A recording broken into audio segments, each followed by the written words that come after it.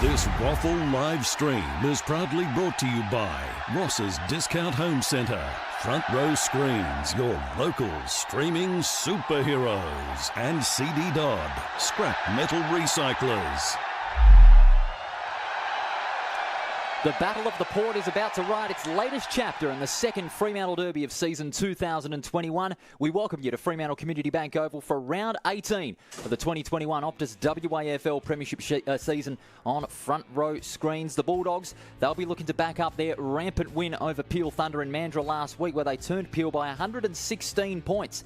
With 10 goals between Mason Shaw and former Geelong player Blake Schlensock. The Sharks have got faint hope of making the five after a shock home win over Swan Districts, with Matthew Jupp brilliant on the half-back flank in shutting down the likes of Palmer and Fisher, limiting their supply towards goal. The Bulldogs have won their last 11 derbies, which is just 2 wins short of their longest derby win streak between 13 that South Fremantle won from 2002 all the way to 2006, and East Fremantle out of the previous 50 have just won 14, so they'll be on the lookout to get one back after losing their last 11. Both sides will be going in unchanged from last week's victories, and they'll be looking to back up their position on the ladder. South Fremantle second with 10 wins from their 14 games. East Fremantle have got 5, but they have still got a glimmer of hope heading into September action. That man, Jacob Dragovic, he will be a key, as well as Mason Shaw and Chad Pearson on the half-back flank. So watch out for those guys for the Bulldogs. And for the Sharks, Matthew Jupp, Jordan Snadden from the bench, and also Tom Monaghan among the new guys. Tom Monaghan and Finn Gorridge among the players in the side as well. We'll take a bit of a break, but when we do come back, we'll have all the opening bouts from Fremantle Community Bank Oval. Luke Worthington will join me to provide his insight and analysis of the game. It's the second Fremantle Derby of 2021, round 18, with the Bulldogs taking on the Sharks on Front Row Screen Sport.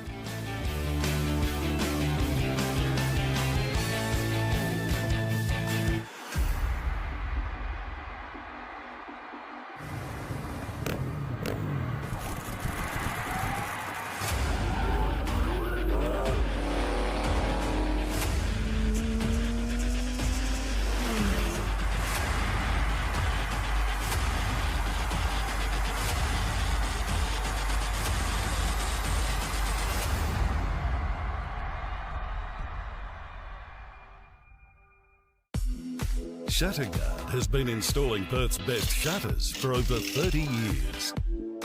With no advertising signs on your front lawn and no sales gimmicks, visit shutterguard.com.au.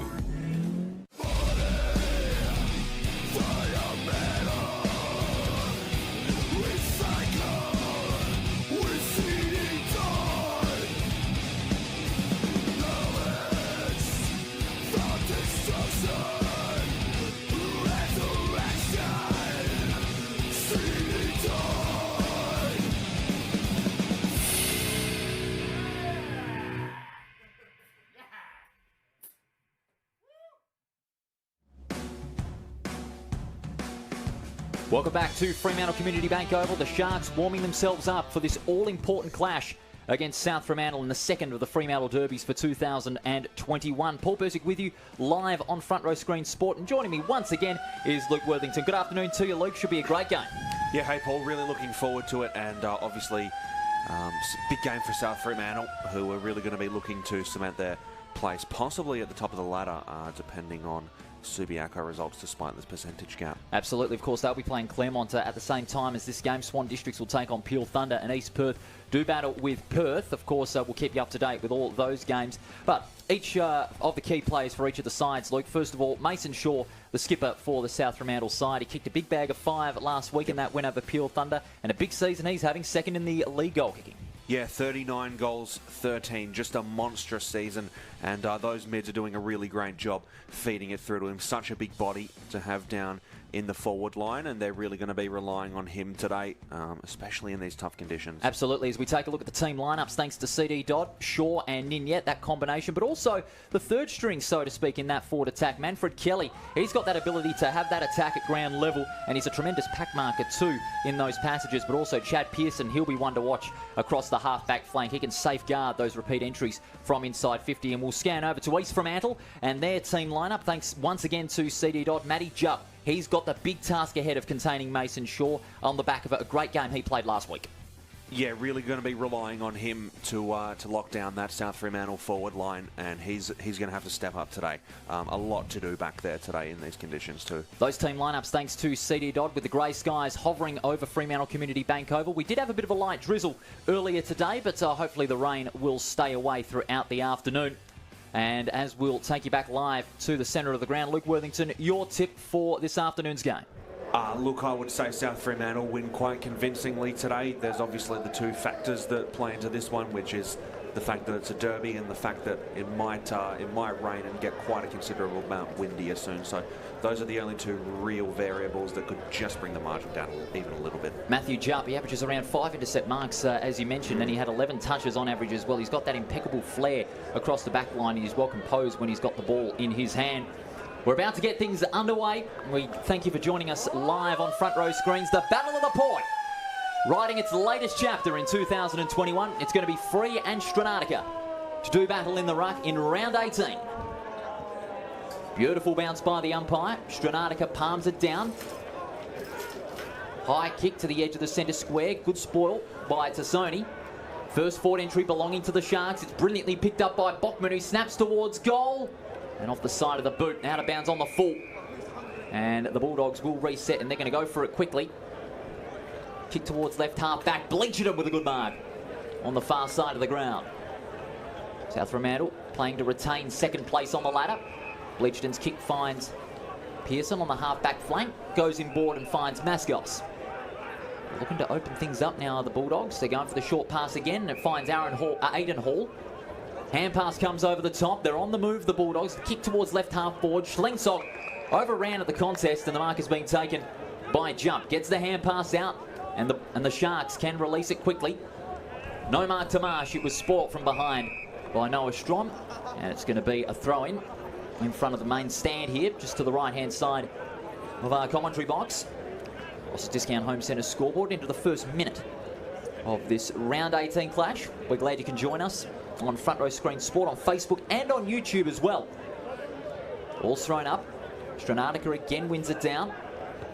Comes towards Baskerville. His kick will go out of bounds on the full, and the Bulldogs have that opportunity to reset from the half-back line. Kick comes into Hall, and again they're going for that short chip. Marsh came in hard, looking for the spoil, but a fine mark by Donaldson, who's come into some good form in the last 3 games. Donaldson from centre half back. He's going to swing it onto the left foot towards right centre wing. Schlensog and Jupp, but out the back Schleut takes a good mark. Out at ground level from right centre wing. Kicks it down the line towards left half forward. 2-on-2. Shaw with the spoil from behind, but out the back comes Ninyet. Got a handle on it, but was taken down over the line. And we'll have a throw in 2 minutes into this game. South Fremantle taking on East Fremantle in the Battle of the Port here on Front Row Screens.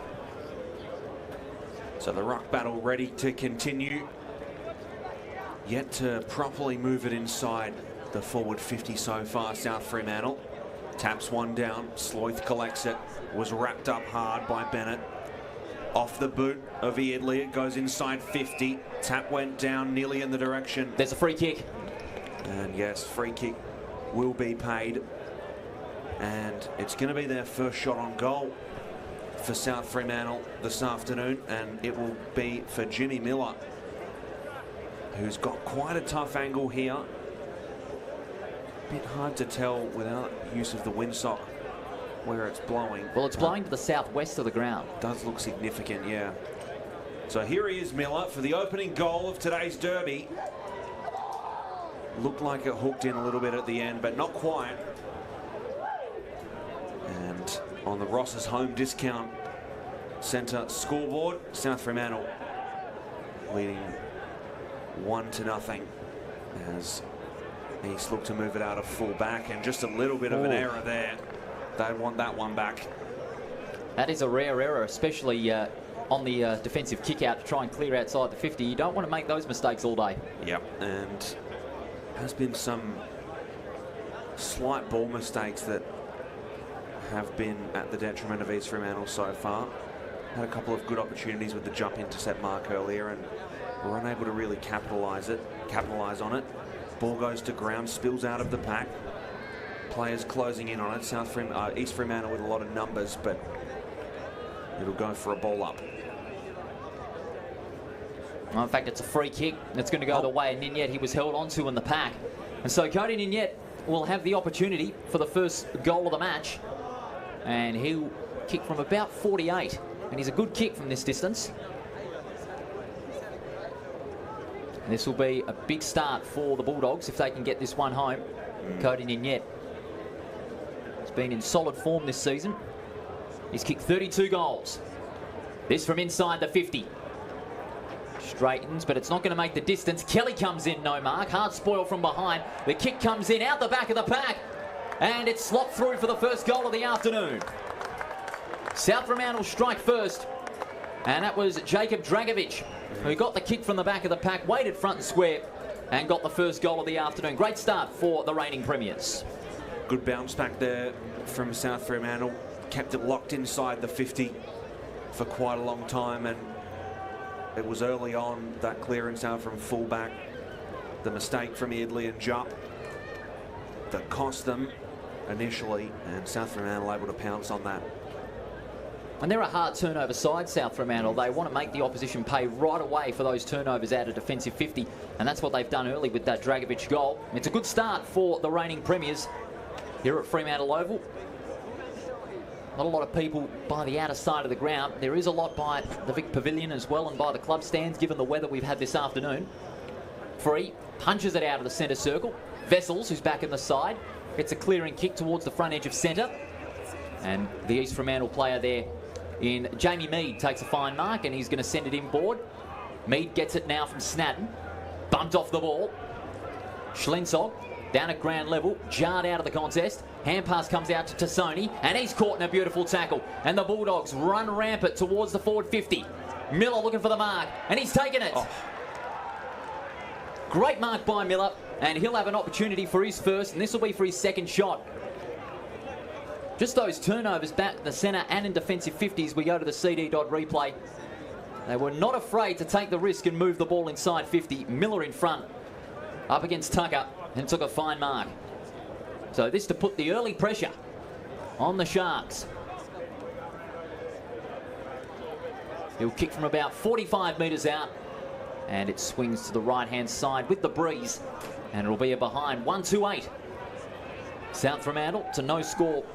South Fremantle rather to no score East Fremantle, and the Sharks will bring it back into play, and the mark is taken by Lester Smith. He'll kick down the line, and it's just inside there. The umpire will pay it. 8 plays, no score. It's Tucker on left half back.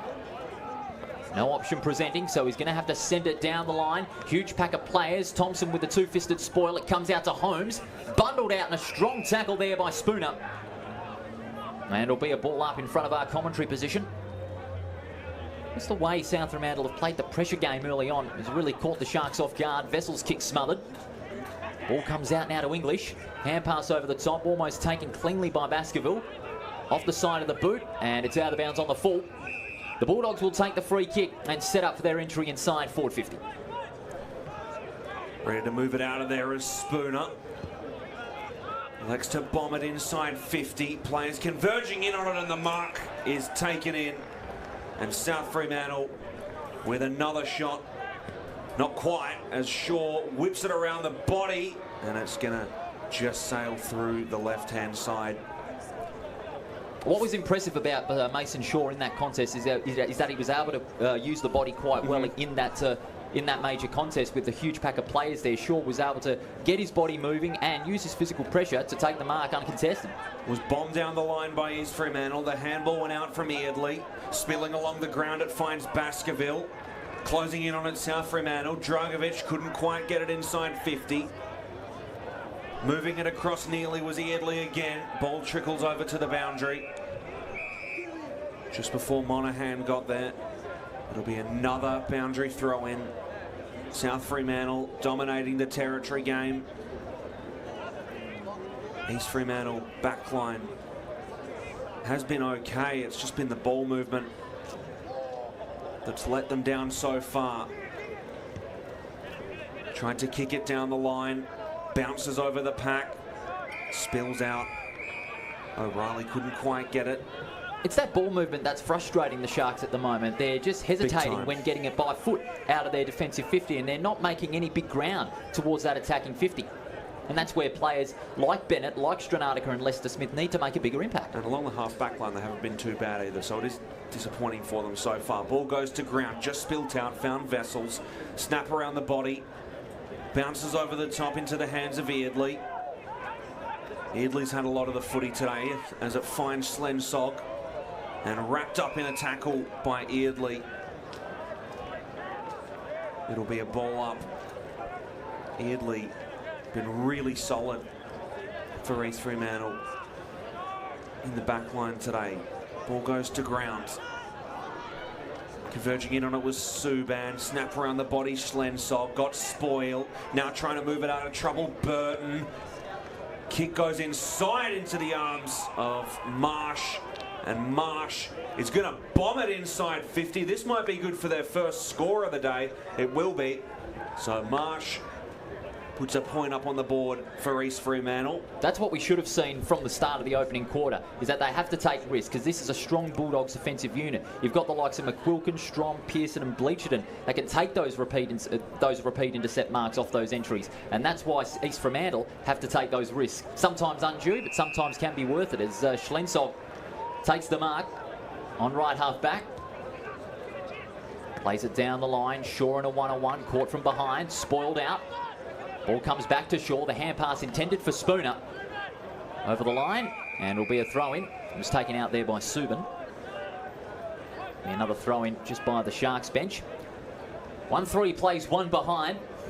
11 minutes into this first quarter on the Ross's Discount Home Centre scoreboard. We thank you for joining us on Front Row Screen Sport, round 18, WAFL action. Stranatica gets another tap down, but the umpire's blown the whistle. And a free kick. Some holding on, it'll be taken by Miller. Had plenty of the ball early. Miller sizing up his options now. And no, it's going to be handed over to Subban. Subban from right centre wing. Onto the left foot. Goes looking for Shaw. He goes over the top. No mark. Out the back is Kelly. Beautiful hands to Schlensog. A hospital hand pass it was. Directly into pressure. Kelly snaps around the corner. Intended for Schloith. But it's out of bounds on the full. Now that entry inside forward 50. Sadly coming to nothing. That effort from Kelly was nothing short of impressive. And only spoilt by a poor kick inside 50. It's going to be taken from the left back pocket. Back towards half back. Schlensog got his hands to it but couldn't take the mark. He gets the hand pass out to Bleacherton. His kick finds a Sharks player. It was Matthew Jupp, we mentioned, is going to be a key asset for the Sharks' defensive structure. And they're going to look to switch it up here. He's also got Cameron Eardley on the outer side. And East Fremantle will move from left half back. Here's Murphy. Breaks free from Schloith. Long probing kick towards left centre wing and a fine mark by Tassoni. Goes inboard, and that's a lovely kick. And East Fremantle have got it firing already on cylinders. No mark taken. It comes back out. East Fremantle will look to enter inside that 50. The hand pass comes out. The tackle being applied by Barker. It'll be another throw-in. Just the way they're taking those risks, East Fremantle. They're looking to get that first goal on the board. A contest about 40. Stranatica gets the tap out. Dragovic overruns it. Socket off the ground towards the front edge of centre. The kick comes in. Sony, it's going to go towards the goal square. It's going to bounce through for a goal. East Fremantle strike back. And that goal kicked by Tassoni out the back of the contest. And he was able to bomb it long outside 50. And East Fremantle strike back. South Fremantle wasted a couple of opportunities up in their attacking 50. And I think that it's finally bitten them now with East Fremantle figuring out that ball movement. And that was really solid from them. East Fremantle backline, South Fremantle backline were put to the test. And that's exactly what the Sharks need this afternoon. Michael Tassoni in his 49th game. That is his first goal of the match. Very good small player. He can play a bit of mid, he can play a bit up forward too. Very versatile on his best day. South Fremantle 1-3 to 1-1. Only 2 points to margin as we are heading into the 15-minute mark. Paul Persick alongside Luke Worthington here at Fremantle Oval. Bigs go up for it. Sock it off the ground into open space. Both of them are converging in on it. It's going to trickle over the boundary before either of them could do it. Spooner and Bennett involved in that contest. Both players giving it everything, but Bennett was out in front of the footy. Spooner, he just had to use his body, but the ball beat them both. So a boundary throw in again. 1 goal, 3-9. The Bulldogs lead the Sharks 1-1-7 on the Ross's Discount Home Centre scoreboard. Ball went to ground nearly, straight into the hands of Sloyth. Shot it up into the air, and a strong pair of hands there from Miller, who gets hands off to Vessels, kicks it inside 50, running onto it is Hall, bounces over the top of him, collects it nicely. Hall looking for options, now a snap around the body. Will it get there? It does. That's a great goal. A beautiful goal there from Aidan Hall. Tracked the ball the whole way. In these conditions, not an easy task. And a big goal there for the Bulldogs in this first term. On the CD dot replay, it was set up by that great mark from Miller. Got the quick hands out and gave South Fremantle a vital entry inside 50. The gather from Hall, nothing short of brilliant. Kept his feet, kept his composure under pressure, and was able to snap it off a couple of steps. Great goal from the young man from Kwinana. Beautiful goal there. And you're going to need those lucky bounces in these conditions, even with the advantage that they hold, South Fremantle. Those are still big goals. 8 points the margin here at Fremantle Oval. The Bulldogs lead. Hand pass comes out to Schloith. A little backhander, if you don't mind. Vessels gets the sit, but he's bundled out in a strong tackle by Luke English. And the ball won't go anywhere further. A ball up inside the centre square. East Fremantle playing the man-to-man inside that attacking 50. Free wins it down. Hand pass comes out to Baskerville. It's a high kick towards left half forward. Marsh in front. A few Bulldogs caught from behind. Goes to ground. Hall close to the boundary line. Beautiful hip and shoulder by Bockman. Almost takes him out. Ball's high over the line. And it'll be a throw-in. Just by the bleachers at Fremantle Community Bank Oval. I'll keep you up to date as well with the 3 other games that are being played at quarter time. Perth and East Perth at Leederville Oval, Swan Districts and Peel Thunder, and of course Claremont and Subiaco doing battle. Free out the back, gets the tap. Vessels overruns it. Couldn't gather it cleanly, and again it is over the line for a throw-in. Baskerville getting amongst it as well. Very congested on the outer wing. Both sides want to try and get it to the fat side of the ground and open things up, but it's very congested on left centre wing. Srinatica working it to the front. Schloith. Schloith with the gather, kicks down the line towards right half forward, jump over the top, no mark, and the ball again spills over the line. Small crowd by the outer side, but they're keeping themselves under cover from the rain that we had here. Only a light drizzle during the reserves game. But the ground not very wet, not very slippery. So hopefully the rain will stay away for the rest of the afternoon. Free working it to the front. Good tap out to Schlensog. The spiral punt towards the forward 50. No mark taken, but getting on the end of that there is Lester Smith. A hand pass comes out towards Mead. From right half back to right centre wing, and there's a holding on. Well spotted. And the free kick will be taken by Wilson. Wilson plays on immediately. Shaw from behind the pack. No mark taken. Good gather there by Strom. Spiral punt towards the forward 50. No mark. And the Sharks will want to get on with it. Eardley kicks from right half back. And the mark's taken brilliantly there by Alexander Montalban. Under pressure. Jansen. Good tackle by Strom. Wanting holding the ball, but they're not going to get it. It's going to be a ball up on the attacking side of centre. 18.5 minutes gone. 2-3 playing 1-1. South Fremantle lead by 8. Ball goes up. Hands go up as well. Hits the deck. Converging on it, South Fremantle. Running with it, the bomb towards the 50 by Stranatica. Nicely taken in. And Ninyet holding it, pushes it inside 50 and Slensog. Not Slensog. Miller. Sorry about that. A beautiful mark there. Managed to tap it down into his other hand. We'll see here on the CD dot replay.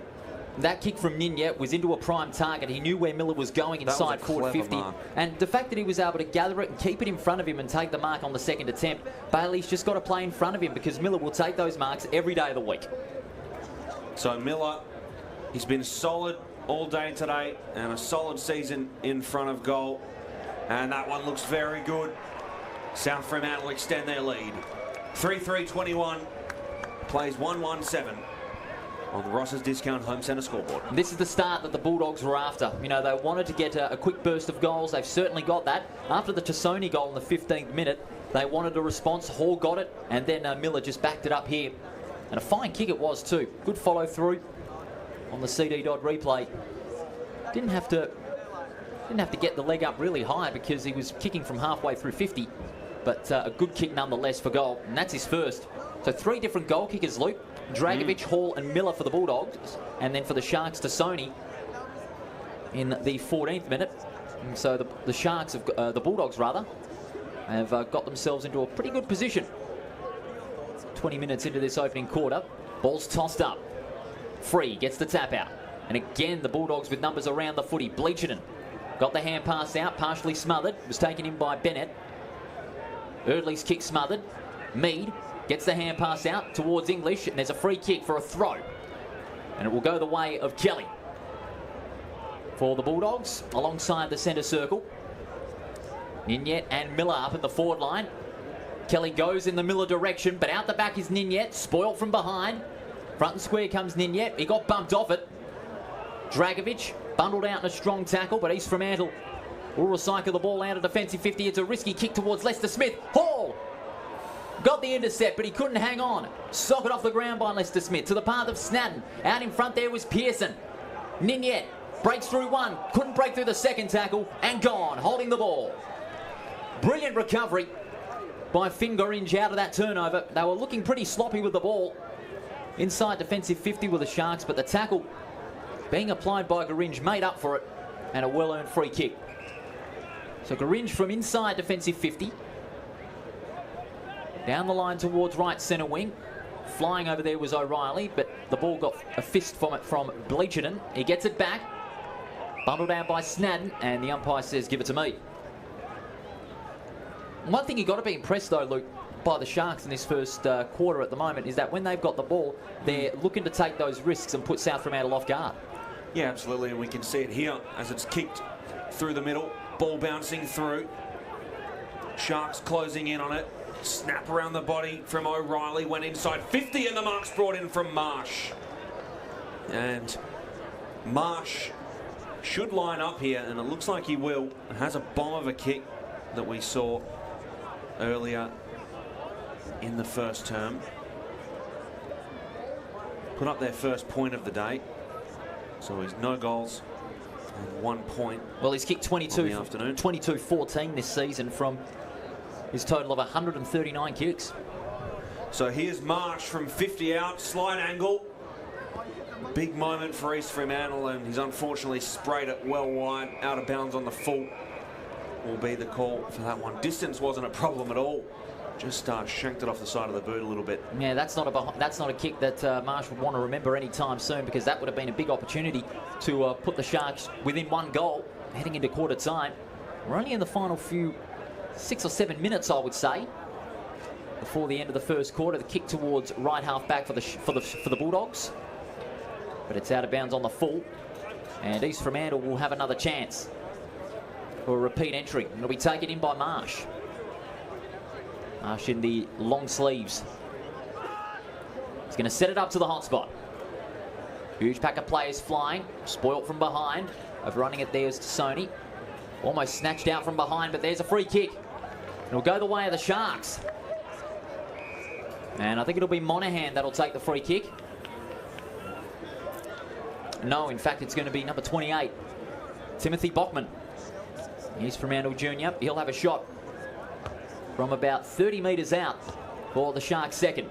And this will be a vital kick. Bachman in game 30. He'll kick from 30 metres out. It's coming back, and it's bent back for a goal. Oh. Bachman was able to swing that from left to right. Low trajectory kick, but the wind picked it up.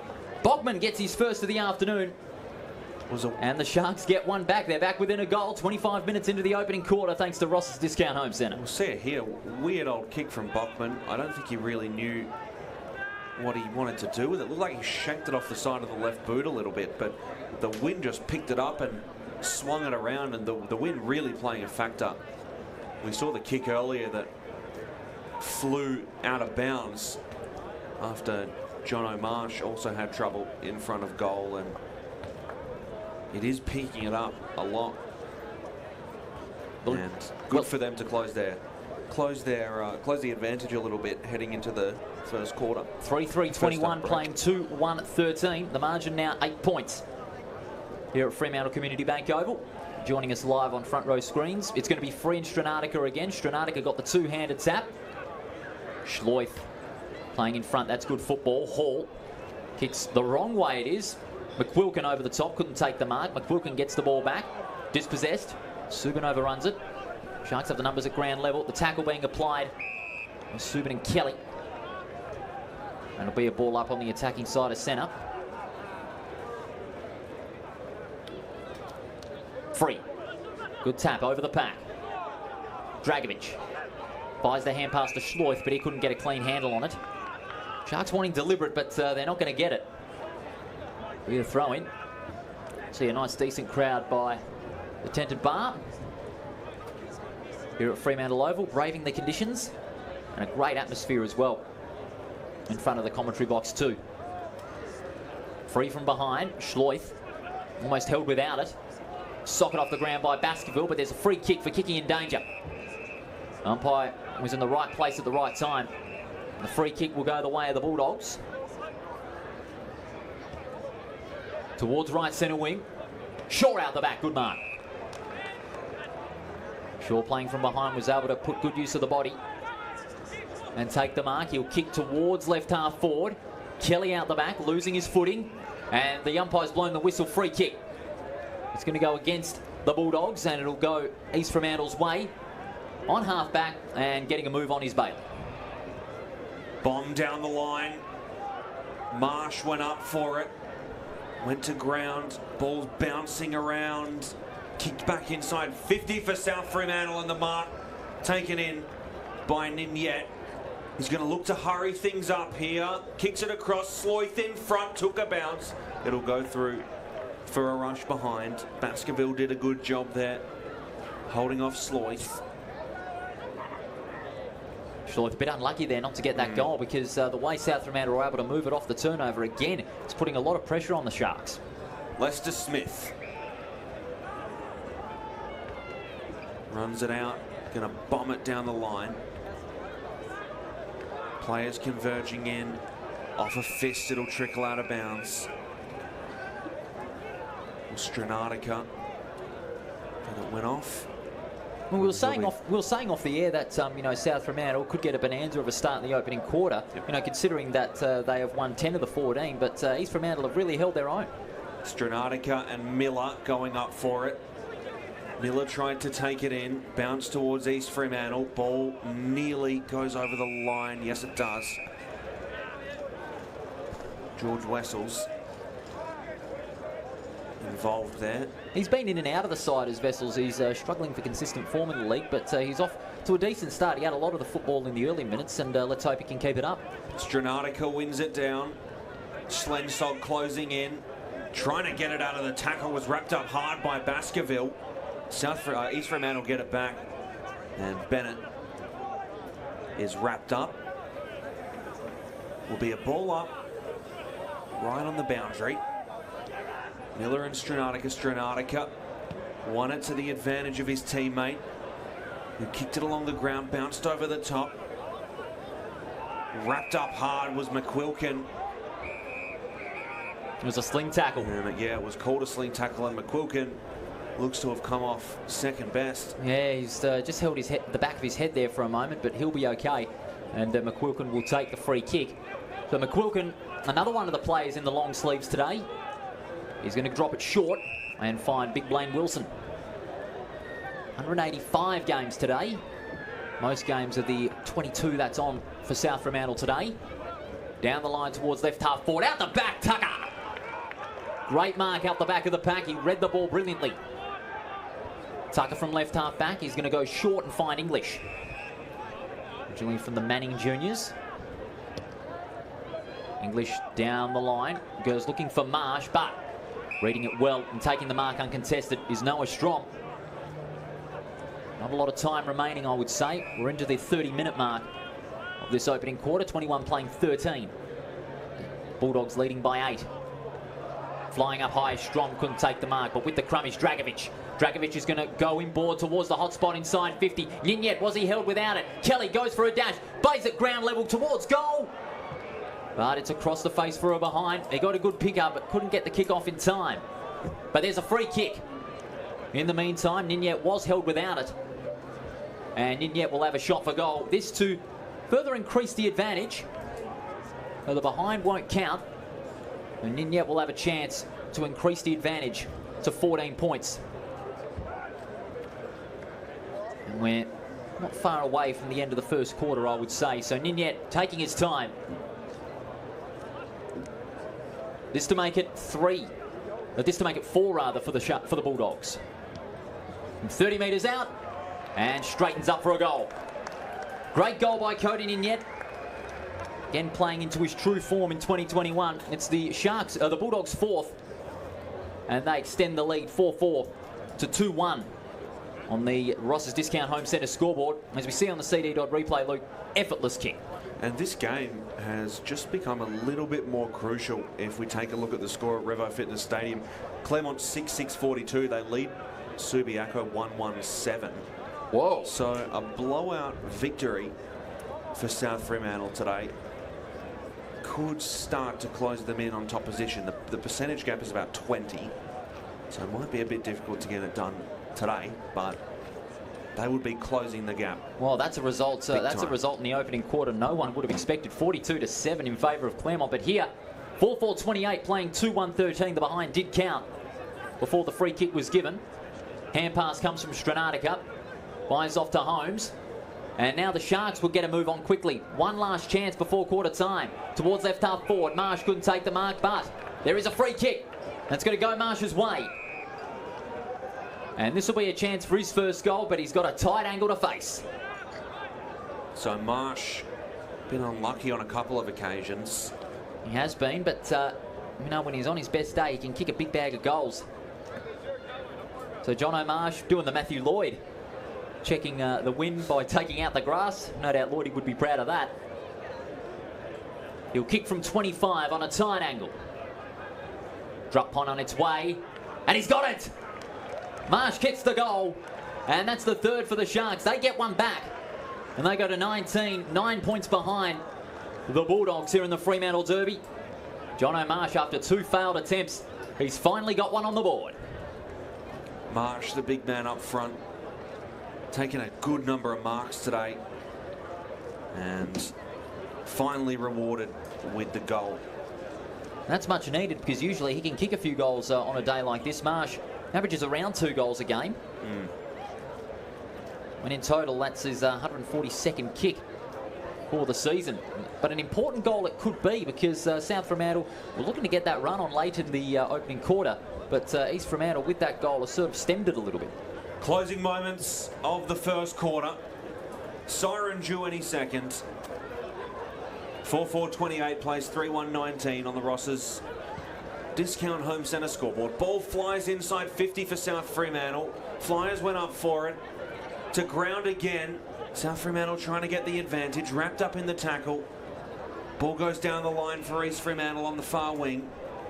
Was taken in by Montalban. Kicked forward. Marsh nearly had it. He does get it. And tried his best to shake off the opposition player. And that's going to do it for the first term. 4-4-28. The Bulldogs, they lead the Sharks 3-1-19 in this Fremantle Derby, Paul.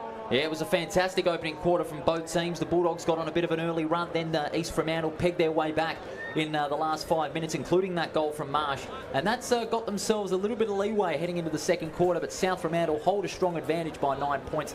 Just the way they're moving the football and keeping on track, especially with the pressure game that they've played on the Sharks today, gives the Bulldogs a good head of steam. 4-4 playing 3-1 here at Fremantle Oval. And when we come back from the break, all the second quarter action and analysis with Luke Worthington and Paul Persick with you in the commentary box on this grey and wet Saturday afternoon on Front Row Screen Sport. Don't go anywhere.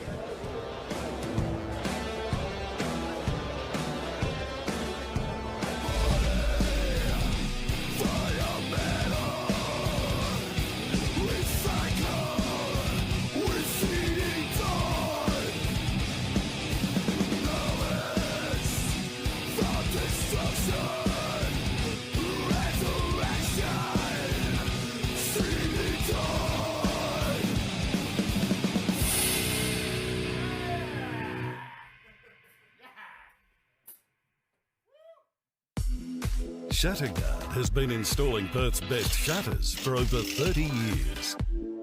With no advertising signs on your front lawn and no sales gimmicks, visit shatterguard.com.au.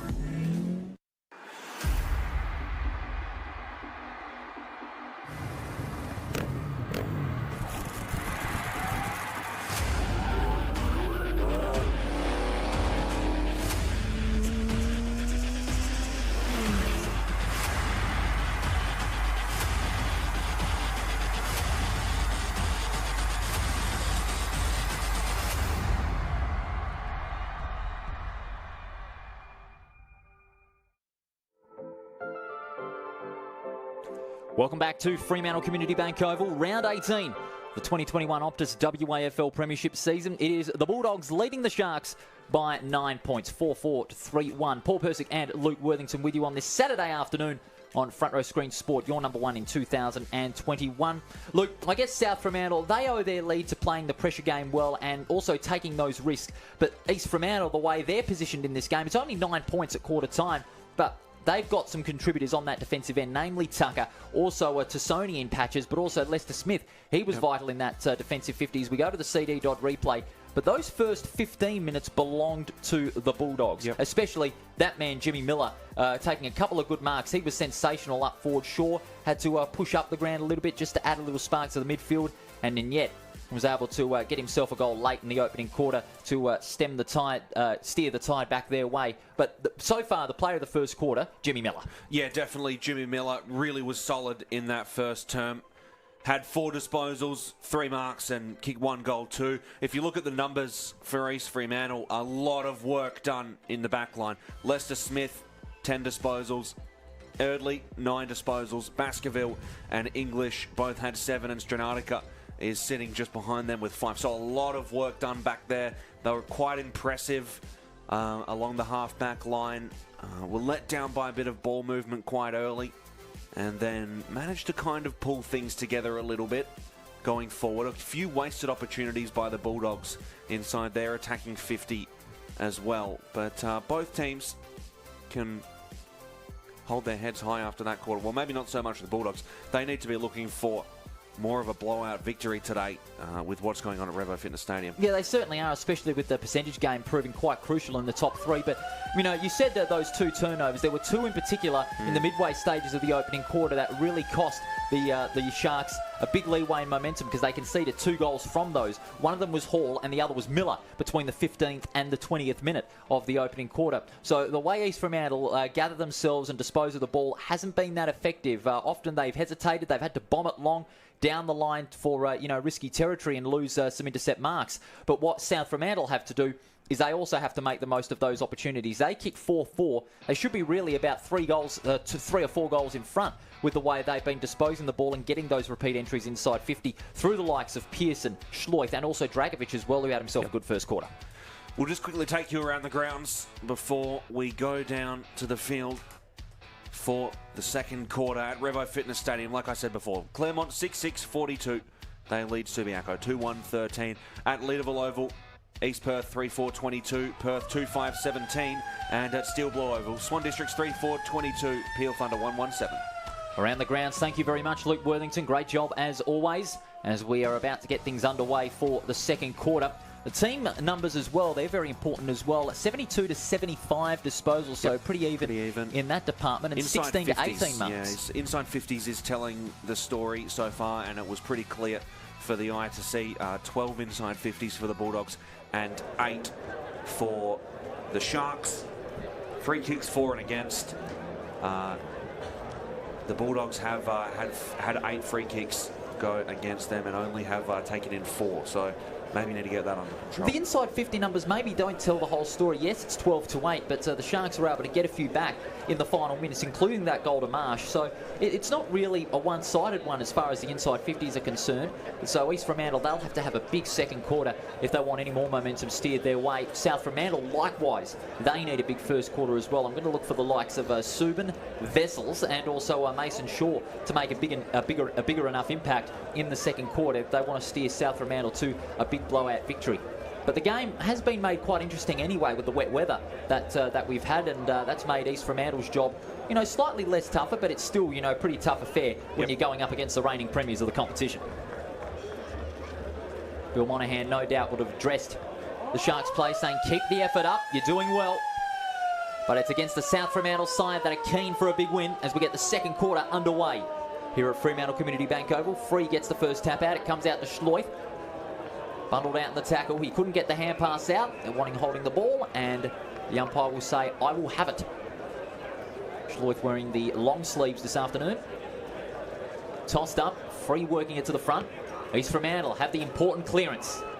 It comes out there towards Bachman. He couldn't take the mark. Good gather. The hand pass comes out. English. And now they're going to get a move on here. Stranatica fires the hand pass out. Ooh. It's kicked long from outside the 50. It's a goal! What a great goal! East Fremantle get the start thereafter. It was Thomas Bennett who fired it from 55 metres out, and a dream start for the Sharks. Thomas Bennett, 57th game from the Willetton Juniors. Let's have a look, Luke, on the CD dot replay. The hand pass over the top, and then bang! Bennett went for it from outside the 50. And look at Marsh. He knew that one was going in. 57th game, but for today, that was his first touch. So what a way to put himself into this one. And they've closed the gap now to 3 points, the Sharks. So a lot to do for the Bulldogs here.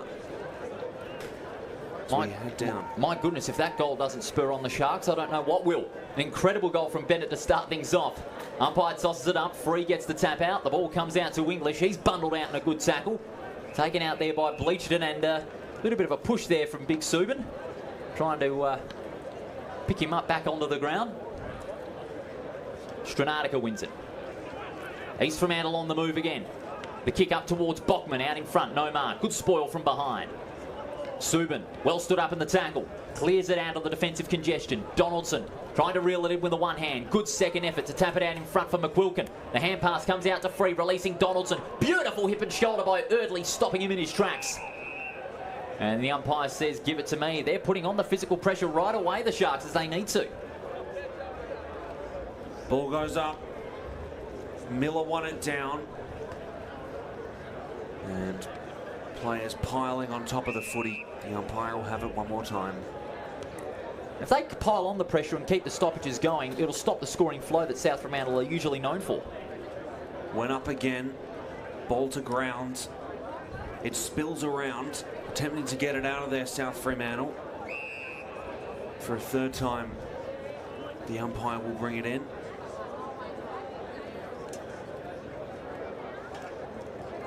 Straight back up again. Hands go up, and a free kick has been paid for holding the man.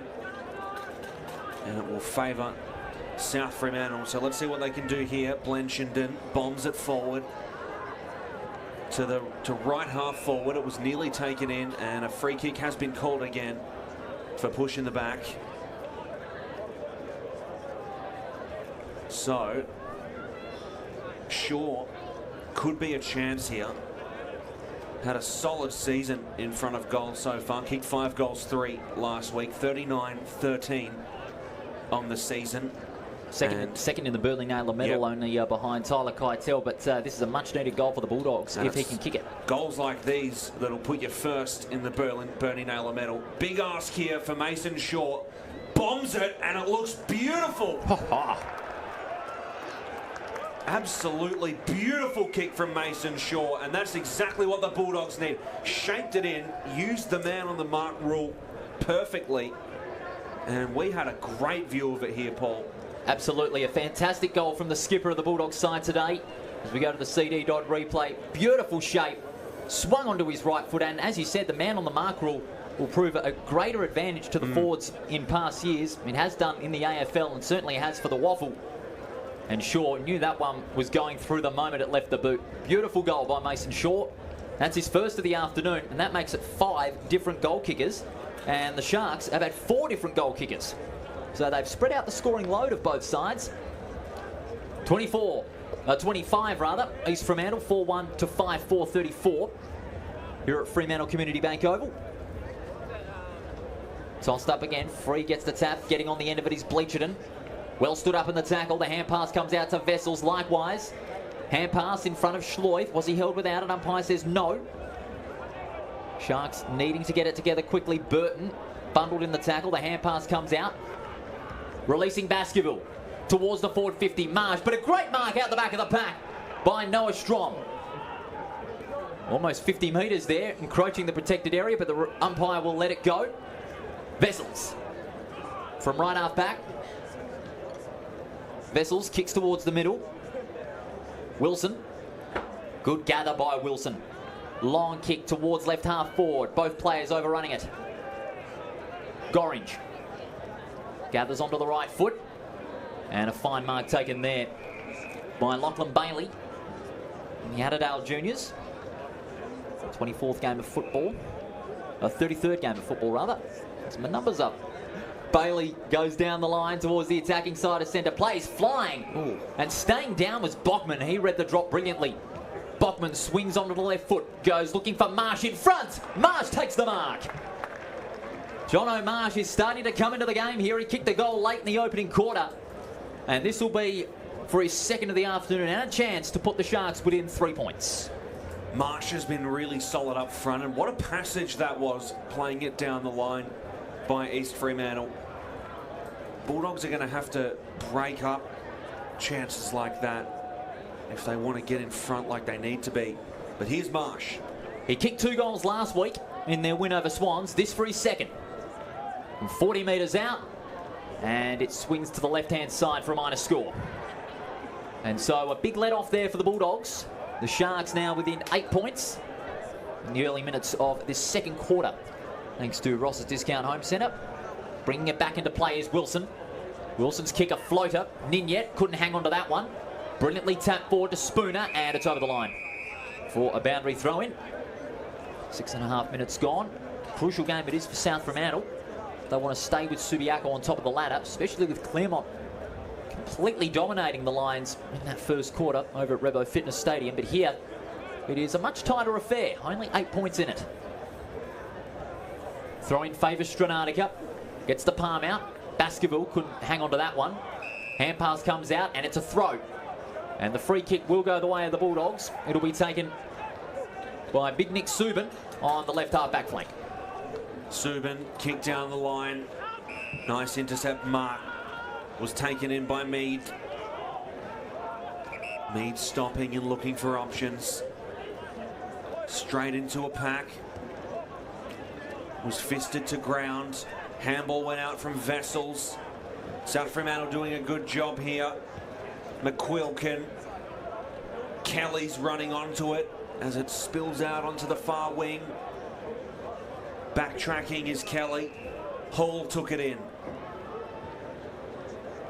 And the kick took a bounce before it reached McQuilkin again. Now running with it, South Fremantle, chip over the top, went into a pack, it was broken up. South Fremantle still holding on to the footy. Good sustained period of possession here. Kick went over the top, Vessels again, been very involved during this play. Ball spills out. Here's Vessels one more time, and he kicks it onto the lead. It was nearly taken in. And it spills in front. And over the boundary, not before Free kick. a free kick was paid. And that was a good period of sustained possession from South Fremantle. Unfortunately, it was wasted by that kick to Shaw. He just couldn't hang on to that one. Would have been a great goal for Shaw if he was able to take that one and put even more pressure on the Sharks. But the way Sharks have held their own inside that defensive 50, it's a great credit to them for sticking with the Bulldogs so far in this first half. And Shaw was marked very tightly on that occasion. The last line of defence coming through for the Sharks, and now they're under a lot of pressure here. Jump gets wrapped up, and it's going to be taken in by the umpire. And there's a bit on here. Lester Smith getting involved with Kelly. Miller almost having his Guernsey ripped off. But the ball is going to be tossed up from just inside the 50. South Fremantle with a slender lead. And now the Sharks recover the ball outside defensive 50. Big punch from McQuilkin. Into the path of his South Fremantle teammate. Vessels out in front. Out to Wilson. Hall. It's a high kick with the breeze towards the forward pocket. Shaw! Fine mark, Mason Shaw. He's starting to come into the game. He kicked the goal at the start of the second quarter as we go to the CD Dodd replay. Hall's high kick was read brilliantly by Shaw. He takes those high marks quite well. Then in the 2-on-1, it's no exception. But it's going to be a tighter kick for him. And this to make it 14 points in the Bulldogs' favour. Mason Shaw, skipper of the side, 114th game. And he'll kick from about 35. Starts at left, it straightens. Mason Shaw gets number 2. And he has the second quarter for the Bulldogs. And at the 10-minute mark, they now lead it by 14 points here at Fremantle Community Bank Oval. Mason Shaw leading from the front as we go to the CD Dodd replay. Good reward there for the Bulldogs. We can see the kick here was a good one, and good reward for that period of possession that they had earlier. Couldn't quite get it the first time. Managed to hold East Fremantle in and give it to that man there. Second in the Bernie Naylor medal, like you mentioned, Paul. And with West Perth having the bye this week, you know, he could stem the advantage of Tyler Keitel even more if he can kick another big bag today. He kicked 5 last week in that massive win over Peel Thunder. But now East Fremantle, what can they do to manufacture a response? Stranatica and free. Stranatica with the left hand. Lays it out to Subin, who gets the quick clearing kick towards half forward. Kelly applying a strong tackle, but the hand pass comes out. Mead gets it across now. Burton swings it onto the left foot. Good intercept mark by Reagan Spooner back in the side. 14 points the difference, 6-4 to 4-2 here at Fremantle Community Bank Oval as the kick long towards the forward 50. Big pack of players flying. Providing the spoil is Erdling. Over the line for a throw-in. They'll contest about 50 metres out. 6-4 to 4-2 at the 12-minute mark here at Fremantle Oval. So a boundary throw in at right half forward for South Fremantle. Hands go up, ball to ground, fumbling it around. South Fremantle bring it in, taken in by Vessels, a shot on goal, and it's just hit the post. Looked great off the boot from our angle.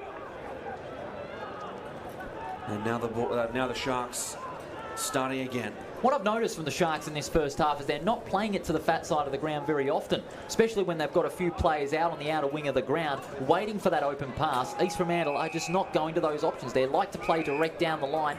Not often the best place to play the ball when you've got a few Sharks numbers roaming at the back. And meanwhile, a beautiful tackle from Lester Smith calls for a ball up, down to ground, taken in by Bennett, kicked forward, good mark. Down low, Bachman. Well-weighted kick, just into the hands of Marsh. Couldn't quite hold it in. And with the safety of the boundary. South Fremantle have got a +1 inside that defensive 50. That's Strom who's running towards that area. Going to look for that intercept mark if East Fremantle can get a vital entry. Taps one down by South Fremantle. Brought in by the Sharks. Ball's pinballing around. Baskerville got held up by Blanchenden. Ball up is called again. So going up for it, free. Tap went down, brought in by Strom. Handball went out. And a snap around the body from Baskerville. Going to be marked by the Bulldogs, and he played on unnecessarily. Now Marsh trying to collect it. Ball was taken in by Barker. They're moving it across nicely. Handball went over the top to Thompson. Moving it backwards, finding Barker again. Kick out to the far side, and South Fremantle look to be out of trouble. Backing up and slowing things down. Well, Donaldson's got it. He's got Wilson on the outer side, on left half back. And he's going to have to play it direct. Mark taken down the line. Was a good one. Inboard kick, chipped. Spooner. Spooner kicks it down the corridor. And the intercept mark in the middle, taken in by O'Reilly. O'Reilly alongside the centre circle. Long kick towards half forward. Wilson! Oh no, that's Strom rather. Strom takes the mark, but he elects to go to Wilson. There he is. The hand pass releasing a teammate. That is Pearson. That is a beautiful kick by Pearson. It released Donaldson. Swings it onto the left foot towards centre half forward. It finds Subin. Onto the left foot to Schlensog. And again, that sustained possession and quick movement of the football is rewarding South Fremantle every time. Seamless transition from defence into attack. And it finds the former Geelong listed player. And he'll have a shot for his first. Blake Schlensog to give the Bulldogs a 21-point lead midway through this second quarter. From 35 metres, the wind at his back, and he's put it through. Blake Schlensog gets his first, and that's 3 in a row for the Bulldogs. And they open up a 21-point advantage 15.5 minutes into the second quarter on the Ross's Discount Home Centre scoreboard. Again, just how they're moving the ball, Luke, is really catching the Sharks' defence off guard. Schlensog has been solid today. Not quite the performance we saw against Subiaco when they last played them, the game that we were calling, where he took 11 marks. That was a big game, but has been very solid today. Schlensog brought in 2 marks, 7 disposals. And there's the goal. As a matter of fact, the Bulldogs have kicked the last 3. They've kicked the last 3, the Bulldogs, as a matter of fact. And so they've got a good run going in this second quarter. We're 16 minutes in, and it's going to be tossed up. Free. Taps it out to Schleuf. Got dispossessed. Dragovic out the back. Couldn't get a handle on it, nor could Schleuf. Dragovic head down. The free kick for sliding into the legs will go the way of the Sharks. Across the centre circle. Onto the left foot. Goes looking for Marsh, leaping high. Good spoil by Wilson. Gets the sit. Hand pass out to Hall. High kick towards left centre wing. It's a one-on-one. Good spoil there by Tucker. Stranatica. Good gather. Another entry inside 54, the Sharks, and another spoil from Wilson. Hacked forward. Punched out. The snap comes in from around the corner, and it's out of bounds on the full. Again, that pressure game that South Fremantle have exhibited has proven quite strong in this first half. 21 points the difference in favour of the Bulldogs, as McQuilkin will bring it back into play. Back towards half-back. Tucker getting it fist on it, knocking it the way of Jupp, who couldn't get a handle on it. And it's taken in over the line by Stranatica and Bennett. Another boundary throw-in just on the outer wing. 21 points the difference. South Fremantle lead at the 18-minute mark. Boundary throw-in, far wing. Free went up for it. Was brought in by the Bulldogs. They look to have the numbers to move it out here. Kick goes through the corridor and it's brought in beautifully. Handball went out to Kelly. Kelly's going to have to backtrack here. Bomb off the boot of Thompson, and free kick. It will be a free kick. He was hit late. And now the kick inside 50 from Ninyet. Didn't find anybody. Sharks broke it up well. Moving out of trouble through Erdley. Kick down the far wing. Took the mark under pressure, moving it through the corridor. Now the Sharks, it's Baskerville. Chipped it forward and the mark's taken in by O'Reilly, who has a couple of options. They have the men in front. Ball takes a bounce. Handball went out of there. A snap around the body is just going to sail to the right-hand side. Not quite what Tom Monaghan wanted there. Would have been a big goal. That was seamless ball movement from East Fremantle. That's something that we wanted to see throughout the game. And the way they were able to get the hand passes away to teammates roaming free inside that 50 was magnificent, only to be spoiled by that kick for goal. It would have been a great reward as the kick comes towards half back. As Tassoni takes it on left half forward for the Sharks. The kick goes looking for Marsh. Couldn't hang on to that one. Good pressure in defence there by Mascos. And it goes over the line for a behind. Marsh has been that prone target. Just as you were talking there, Paul, it has started raining. So we'll monitor the conditions as it goes on. The rain had been forecast for much of the afternoon. We were hoping it would stay away, but it has come. Pearson towards left half back. Getting a fist on it was Erdley. Knocking it South Fremantle's way, and it's over the line for another throw-in. Conditions very unpredictable. We had a very wet July, and that rain from July is picking up where it left off in August. It'll be a throw-in. Free and Stranatica continuing their ruck battle. Free with the two-handed tap, keeps it in front. And Vessel's taking his opponent out in Baskerville. Another throw-in. We're at the 20-minute mark.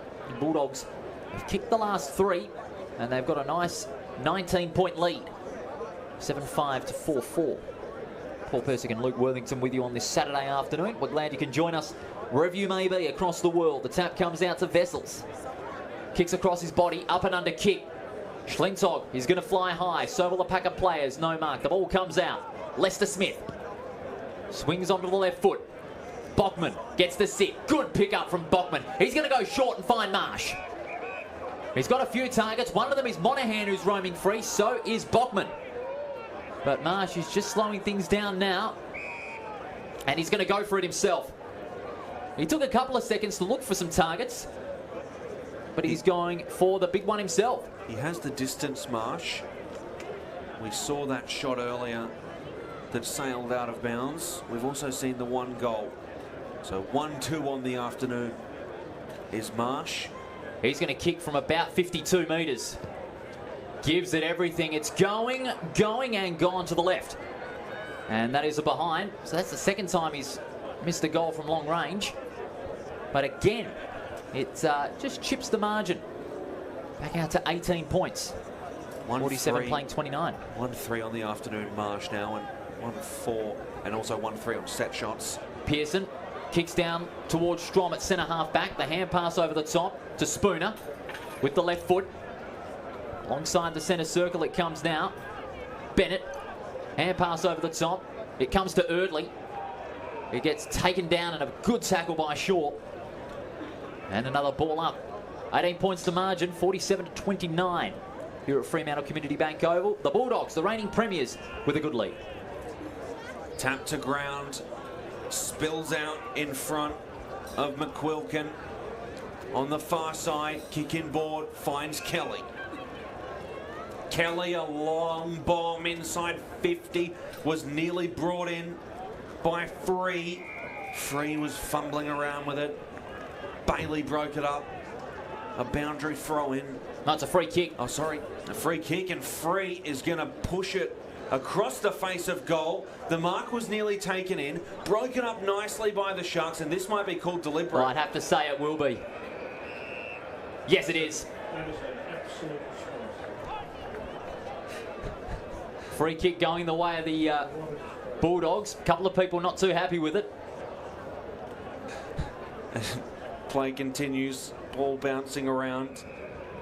And yeah, a controversial decision to call that one deliberate, but you could tell just on the way that the umpiring had been all year which way it was going to go.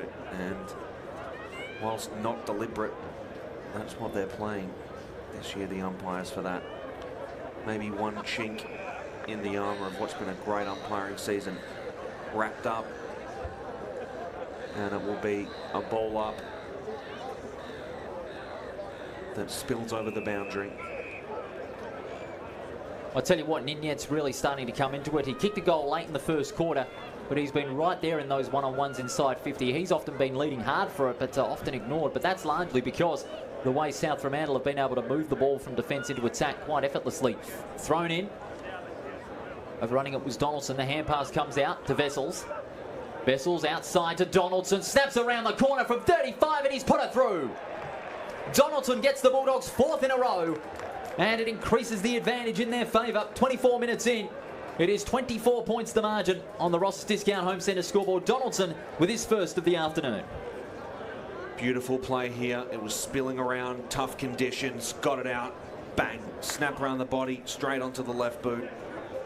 Donaldson puts it home, extending their lead significantly now. Donaldson's been solid in that forward zone as well across the season. And he's got another one for his goal tally. Donaldson, that's his 12th goal of the season. And his form is really, really good. So back in the middle. 24 minutes, or 24 and a half minutes have been played in this, the second term. Rucks go up for it to the advantage of the Sharks, and a free kick has been paid towards the Sharks. It's Baskerville that will take it. Yeah, so it was Hon the man that was called. Baskerville will take it. The umpire of the ball saw that one. Mark nearly taken at the top of the 50. And South's moving it nicely. Nearly taken in by Donaldson. Left foot kick goes inside. And the mark is taken in by Corey Holmes. And this would be welcome for the Sharks. No, they've only kicked, well, they've only kicked one goal since the first minute of the second quarter, and that was Bennett. That's largely because South Fremantle have taken the game on their terms with the last 4. But well set up by Bachman. He was able to lower the eyes and get a good target roaming inside forward 50, and that was Corey Holmes. And this will be a welcome goal for East Fremantle. Second possession of the afternoon. He's 2 goals 2 on the season. Slide angle about 30 out. Looks good, is good.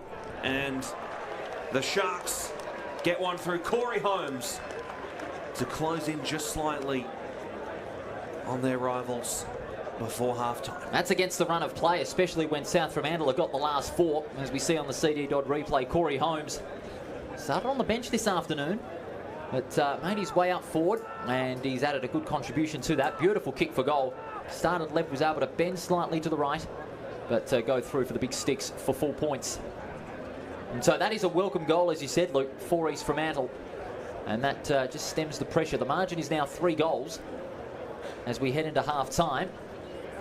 One more chance for either side could really tell the tale for the second half a little later on, as Miller will interchange with Free in the ruck. It'll be Miller and Stranatica. Miller with a big lead, gets the tap out, but it comes to Stranatica. Bearing kick towards half forward. McQuilkin with the spoil. Ball tumbles along the ground. Great play by Holmes. He gets the hand pass out, looking to back up his effort. Releasing Bachman, gets caught in a tackle by Hall.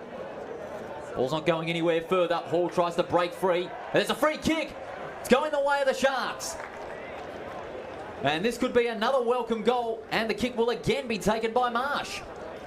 Big goal, big shot for Marsh here. Oh no, it'll be Holmes. Oh. So Holmes, the most recent goal kicker, kicked the most recent goal on his second touch of the game. Here's his 3rd touch. And this could be for his 2nd goal, and to get the margin back to 12 points. So an important kick here for Holmes. He'll be kicking on the opposite side. From 45 metres out. Low trajectory kick. Does it sneak in? I think he's got it. He has. Corey Holmes has 2 in a row in the space of a minute. And it brings the Sharks to within 12 points here at Fremantle Oval. And what a telling run the Sharks have been on in the last minute to half-time. Bill Monahan, no doubt, will be happy with that they've kept with the Bulldogs all day so far, as we see on the CD Dodd replay. Holmes, emphatic, celebrating there with Burton. And rightfully so. They've kept with the Bulldogs all throughout the game at this East Fremantle side. No wonder they've been competitive in the last 3 weeks. And so this next minute, heading into half-time, will again be telling. We'll go around the grounds during the half-time break as well for the 3 other games that are being played today, as well as the key possession getters. We've still got a bit to go in this second quarter. Free again in the ruck. Even Stevens in that one. Ball in dispute at ground level. Unable to get the ball clear of the centre circle are either team. Another ball up. Been light rain all afternoon thus far. Free again taps it out. Players converging at ground level. Free clears it out of the centre.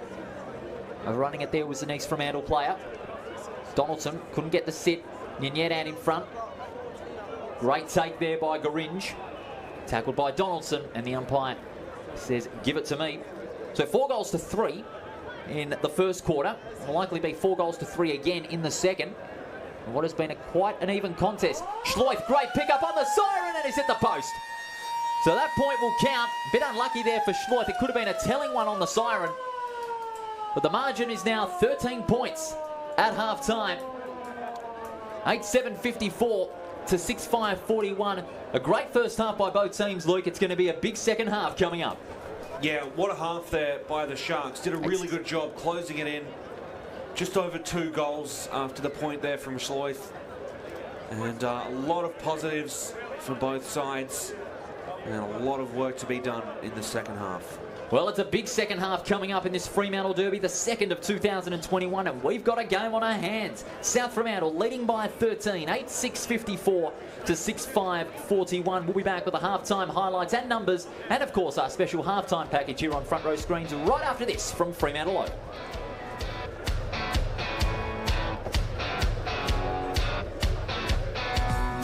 Shutterguard has been installing Perth's best shutters for over 30 years. With no advertising signs on your front lawn and no sales gimmicks, visit shutterguard.com.au.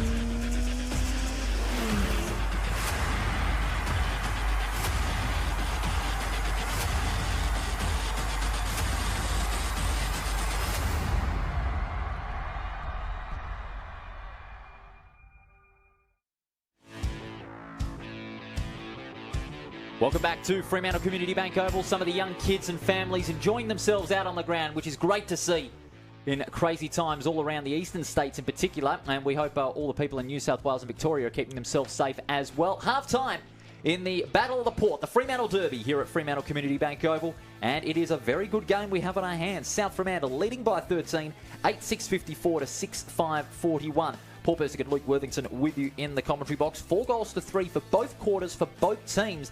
And it's looking like being a very good contest indeed on what is very grey and slippery conditions out here at the Port Fremantle Community Bank Oval with another great atmosphere on this Saturday afternoon. Luke, that second quarter was pretty much a mirror image to that first quarter near the end when South Fremantle were able to get on a run and then 2 late goals by the Sharks evened it out. And that's why that margin is 13 points. But some impressive contributions from both sides as in a moment we go to the CD highlights and check out those key numbers. Lukey, those key numbers, in fact, for both sides, if we can get them, please. One surprising in particular, I didn't expect him to shine, but he has, and that's George Vessels. Yeah, George Vessels has been solid. There was a period there where he had about 4 possessions in the one passage of play. Nearly managed to set up the goal and was incredible. And the goal was rewarded at the end of that particular period of play as we head to the CD replays. And there was a goal for South Fremantle. Another big one here for South Fremantle as the ball travels inside 50. Beautiful mark taken there. And those marks inside 50 were very telling early on, especially with how many numbers South Fremantle were able to get to the forward of the football. Shaw, Miller in particular in the first 10 minutes was able to get a few marks reeled in, but also that man at the other end, Big Marsh, Jonathan Marsh, who kicked 2 goals last week. He's got 1 today, and he's missed a couple as well that, could have really stemmed the margin even further in favour of the Sharks. But the way they've been able to compose themselves and keep with the Bulldogs throughout the first half is a good sign. It'll certainly please Coach Billy Monahan. And here we continue on the CD Dodd replay. And that was that bomb of a goal there from Tassoni. Beautiful mark taken in there by Miller. And here was that goal from Aiden Hall. Goal of the afternoon, you could say. And look at that, how he fakes him out. Whacks it onto the boot. And that was one of the last things you expected. Yeah, absolutely, considering how much that passage led into that goal. And the ball movement, as we see here, Donaldson was able to get a few effective kicks in inside the 50. And again, it's that lowering of the eyes, kicking to those effective targets that we've seen a lot more from South Fremantle this afternoon in the first quarter. And then there was a lot more of it from East Fremantle in the second quarter. So you could call it a game of 2 halves. We'll go around the grounds, Luke, for some of the other games that have been played today in round 18 of the Optus WAFL Premiership season for 2021. And Subiaco now closing in on Claremont over at Revo Fitness Stadium. Yeah, Claremont have had their buffer closed. 8-6-54. They lead Subiaco 6-3-39, heading to Steel Blue Oval. Swan Districts 6-8-44. They lead Peel Thunder 3-2-20. No surprise there. And at Leederville Oval, East Perth 5-6-36. And Perth just trailing them 3-6-24. And that's it for the action today. Well, East Fremantle had themselves a good three-point win earlier in the reserves as well. And could that be a possible omen to another close game in the league today? Some of the lights are being turned on here at Fremantle Community Bank Oval. It's still dark and gloomy on this Saturday afternoon, but one team will rise above it and collect a Fremantle derby. Will it be the 12th straight for South Fremantle, or will East Fremantle break the run? But here at halftime, we've got a little something different for you as part of our special halftime package. Thanks to the wonderful team at Front Row Screen Sport, the #1 in 2021. We've got for you some marvellous super slow-mo highlights of the game last week between Subiaco and West Perth from Leederville Oval. Here it is.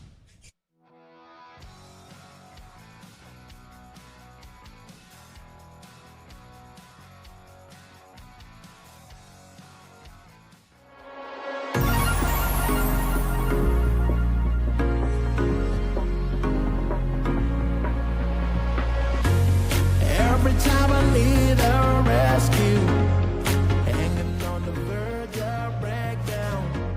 Even though I try to replace you, but loneliness makes me break down. Every time I need a rescue, hanging on the verge of breakdown. Waiting for a touch, you say no day.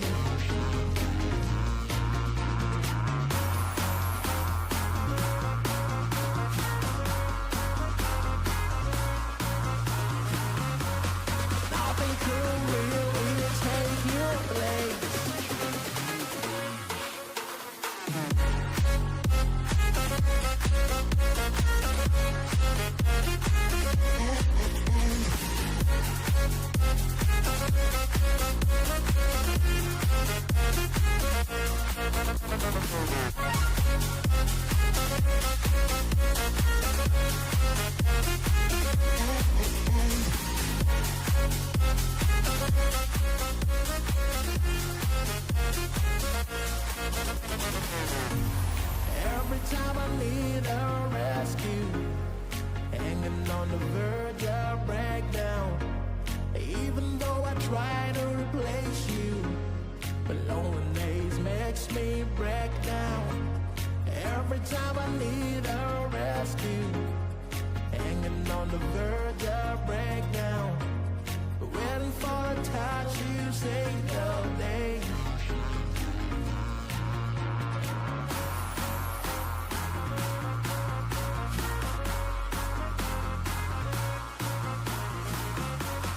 Nothing could really take your place.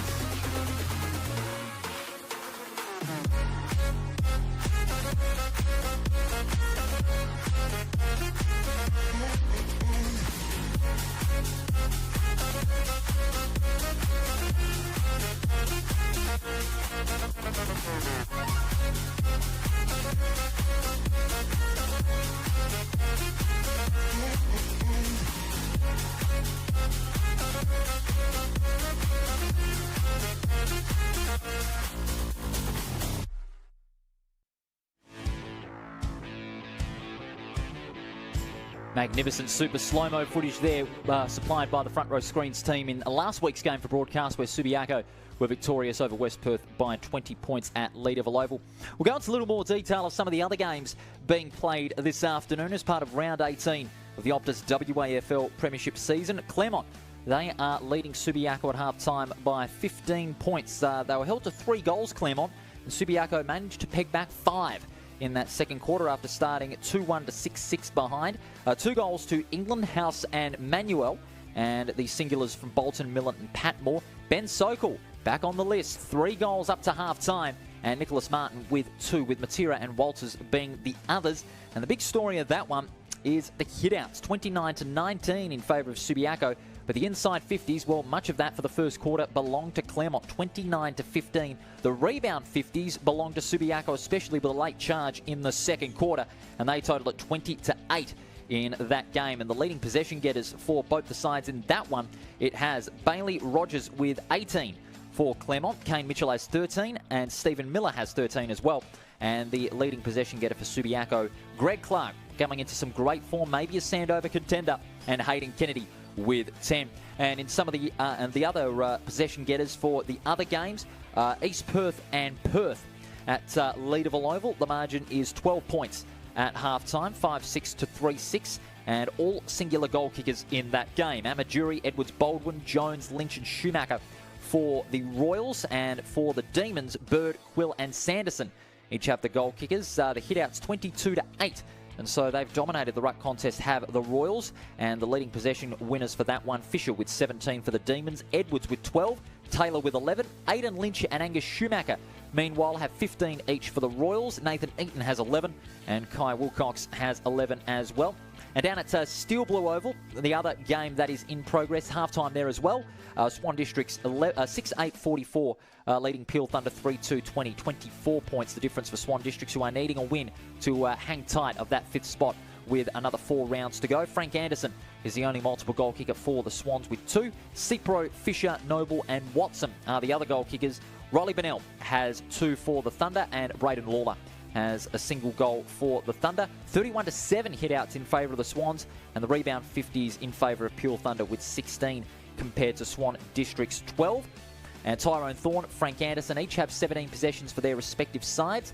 Brody Kitchingman has 12 for the Thunder. Randall has 12. Sturrock has 11. Frank Anderson with 17. Aidan Clark had 15 for Swans, and Samuel Fisher, Jack Watson each with 12 respectively. So a couple of interesting games, Luke Wellington, as he rejoins yours truly, Paul Persick, in the commentary box in what is going to be quite an interesting second half coming up, Luke, because it was, like I said, it was a game of 2 halves here at Fremantle Oval where the conditions were very unpredictable.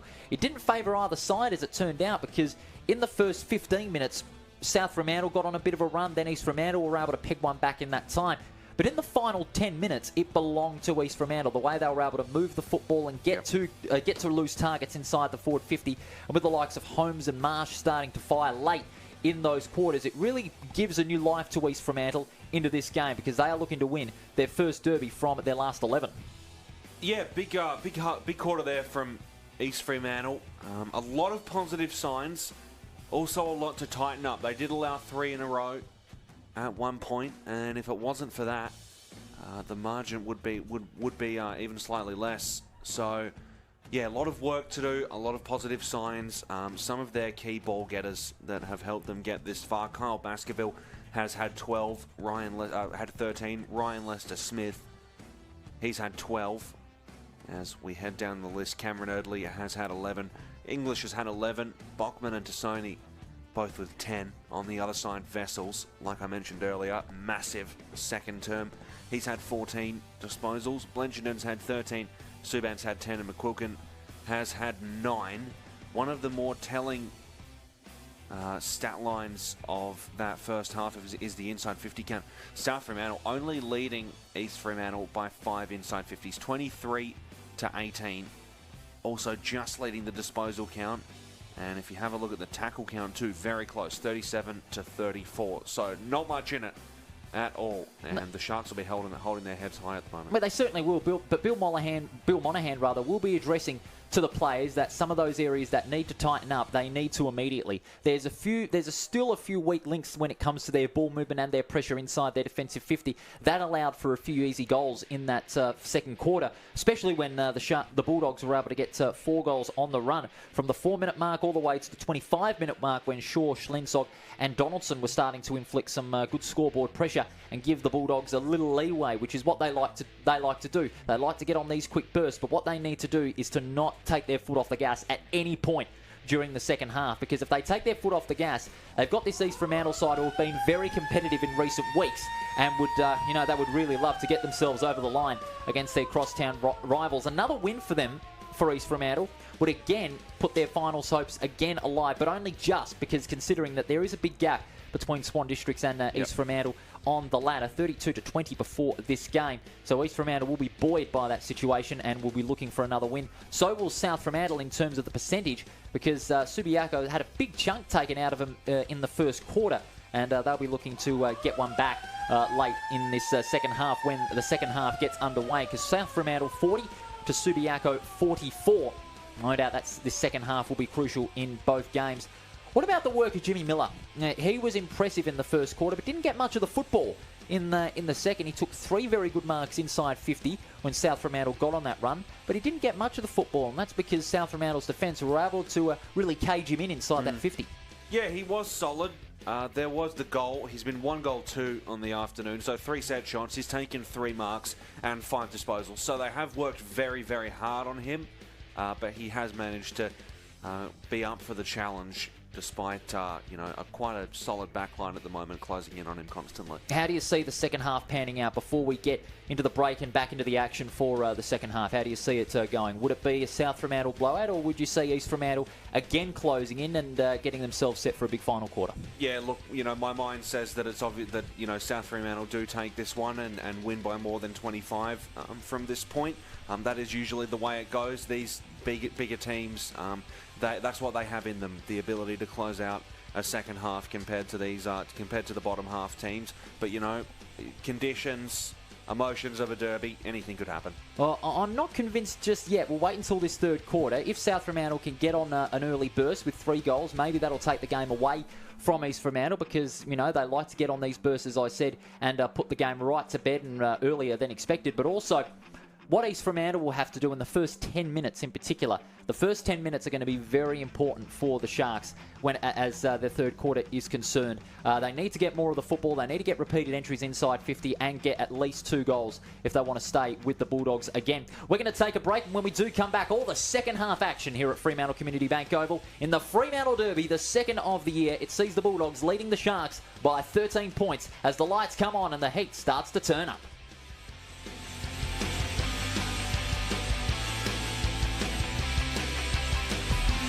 Shutterguard has been installing Perth's best shutters for over 30 years.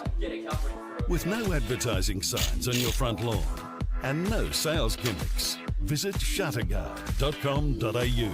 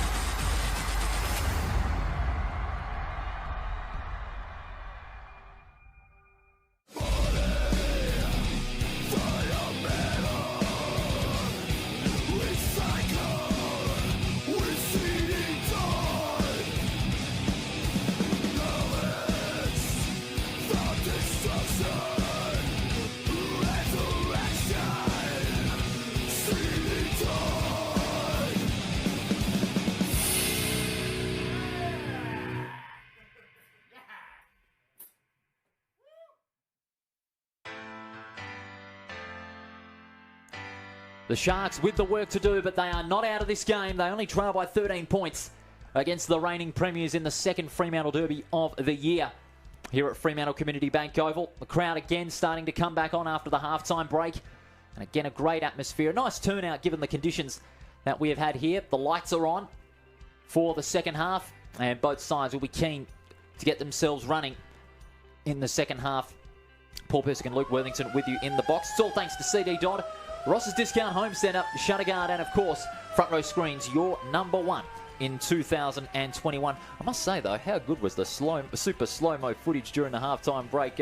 Thanks to the guys at FRS. A thing of beauty, they say. Yeah, I've watched it a couple of times now. Really enjoyed it, and that was handy to have last week on the broadcast. Those slow-mo shots, loved it. Oh, absolutely. And like I said, it is a thing of beauty. It just captures the essence for a broadcast like this on Front Row Screens, and they do the best LED screens in the business. You know, if you want an LED screen for the next event, you know, get a hold of Matty Williamson and the crew. They do a marvellous job, and they certainly are. Once again this afternoon, bringing you live pictures from Fremantle Community Bank Oval on this Saturday afternoon.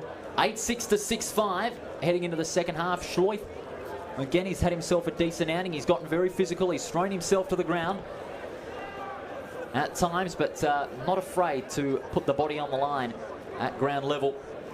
The lights are on and the heat is on for this second half. Hold on to your hats, ladies and gentlemen, viewers around Western Australia and around the world. It is going to be a big hour of footy coming up. The umpire's all set and we're all set. We hope you are too. Second half underway, 8-6 playing 6-5 here at Fremantle Oval. Free gets the tap out. Follows it up with a soccer off the ground. Good body, good use of the body by Erdley, bumping out Miller. They gain about 25 metres. And the umpire will signal a ball up. It'll be on the attacking side of centre. Free trying to work it to the front. Gets it out, Baskerville. Getting a good bounce there is Snadden. One-on-one with Pearson. Pearson got to it, but the ball beat them both. It'll be over the line for a throw-in. Always a great occasion, a Fremantle derby. Bringing in a great atmosphere, sense of tribe as well, as it has done for over 100 years of WA football. South Fremantle have won the last 11. The Sharks would like to break that run. Stranatica again wins the tap out. Getting on the end of it is Baskerville. Quick snap around the body. It goes out towards his teammate, but it goes over the line. And that was Bachman who took possession, but just ran out of room. We'll have ourselves another boundary throw-in. We'll be on right centre wing, just in front of the main member stand here, the club rooms. Free in front, gets pushed from behind. Hand pass comes out, Stranatica gets it back, he's dispossessed. Strong, up and under, umpire calls play on. Free went for the spoil. Baskerville at ground level, hand pass out to Stranatica. Bennett caught in another strong tackle. Stoppage game working wonders for South, wanting to slow down that tempo play that the Sharks exhibited late in the second quarter. Get the ball moving freely out of the congestion. Overrunning it with Subin. Bailey off the ground. The hand pass was intended for a teammate, but Schleuf gets on the end of it, gets it to McQuilkin. Out to Kelly, who takes the good mark. Kelly on right centre wing. He's got Dragovic roaming free, and that's where he goes. Good mark to Dragovic. Going to send it towards left half forward, Shaw. Courage in the air for that one, but roving the pack was Murphy. Kicks high towards left half back. Dragovic over the top, no mark. South Fremantle with numbers out the back. Blencherton was one of them, McQuilkin. And now they're sending the ball back. Wilson. 2-on-1. Kelly out the back. Stranatica, the hand pass over the top. Has Tucker. Pressure handball into Schleuf. And it'll be another ball up. It'll be on the attacking side of centre for the Bulldogs. 13 points the margin. Some 3 minutes into this third quarter. Ball goes up. Tap was 50-50. It's going to trickle over the line before Bennett could bring it in. The right-hand side of the ground is completely open. If any of the sides can get the ball moving, if East Fremantle can transfer it out of the defensive congestion and get leads going onto the fat side of the ground, they could get it moving. Well, it'd be a surprise because we've barely seen it happen once today as the ball goes inside 50 from Subin. Bounce towards Ninyet. A kick around the body from Ninyet. Looks good. And they extend their lead.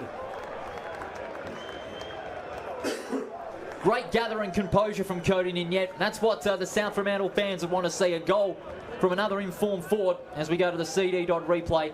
Inside the 50, Ninyet, nice sidestep. and found some time to lower the eyes and shoot towards goal. He even faked me out there, called the snap around the body when he faked out the East Fremantle defender and then put it on the right foot beautifully. And that's his second of the afternoon, by the way. Kicked one late in the opening quarter, and that's one that South Fremantle would want to start off the second half. Beautiful start from the Bulldogs as we head back down to the middle. Free and Stranatica ready to go up for it. 9-6-60. The Bulldogs, they lead East Fremantle 6-5-41 on the Ross's Discount Home Centre scoreboard. Big going on the wing. Yeah, Tucker and Strom getting involved in that, and and there's a warning as a result. No, it's a free kick. Free kick's been paid. Unsurprisingly. Against Tucker. Kick heads inside 50, over the back of the pack. East Fremantle working hard to clear it out of there. Kick down the line. Beautiful kick. Really nice play there by Montalban to get in there and take the mark as the play continues for the Sharks. Snadden kicked it inside 50. Marsh muscled him off the footy. He's going to have to put it onto the right foot quickly. Handball across. They score. Yeah, Jansen getting on the end of that with a fine goal. But what about that use of the body by Marsh, taking that one-on-one mark? He was able to muscle his opponent out of the football and got the quick hand pass to Jansen. And that's the reply the Sharks are after. Take us through this one, Luke. CD.replay. What so about this? Marsh muscled him off. You think that he's going to have to quickly get it on there. Had the support coming in. Bang. Stops on a dime. Puts it through Jansen. That's his first of the afternoon for Jared Jansen. Marsh has been a linchpin in the Sharks forward line this afternoon, and he's bringing it in to the second half. Goal for goal in the early going here at Fremantle Oval. The margin now back to 13 points the way it started in the third quarter. Free and Stranatica at it again. Free got the tap out. Bleacherton. Hand pass to Vessels. Spiral punt towards the attacking side of centre. Good spoil by Bailey from behind. Miller socket off the ground to the advantage of Bleacherton and comes out to Kelly.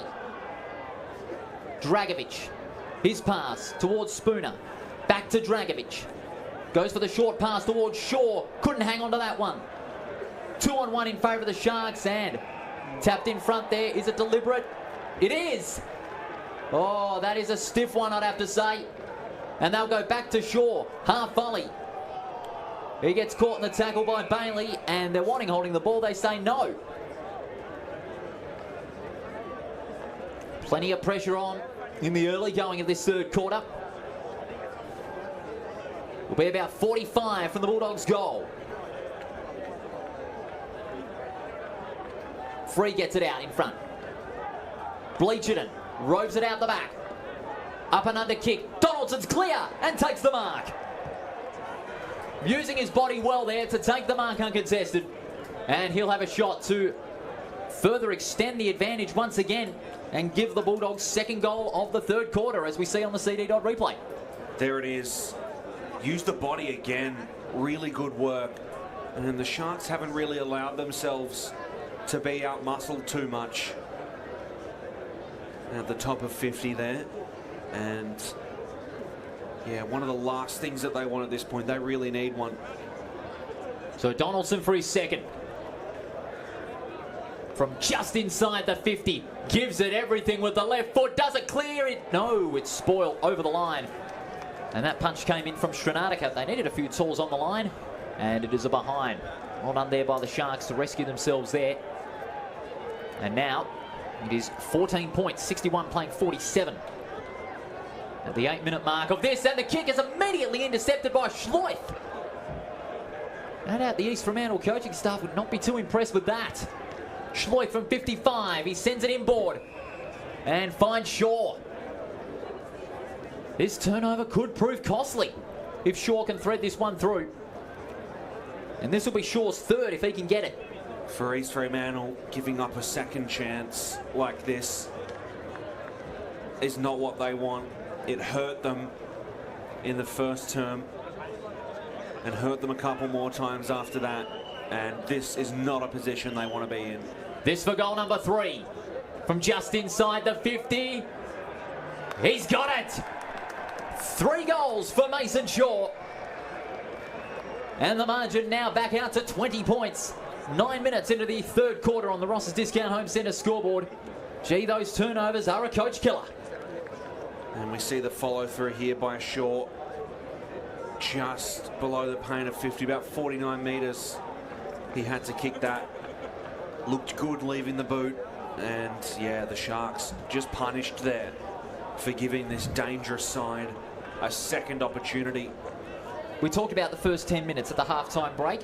Who would have the advantage here? Definitely South Fremantle after that instance there. You know, the goal that Marsh set up earlier, you know, that's starting to seem a bit like a one-off at this point as we head down to the centre circle as the Rocks go up for it. Tapped forward. Both teams closing in. It was brought in by Strom. He was wrapped up, and it'll be a ball up.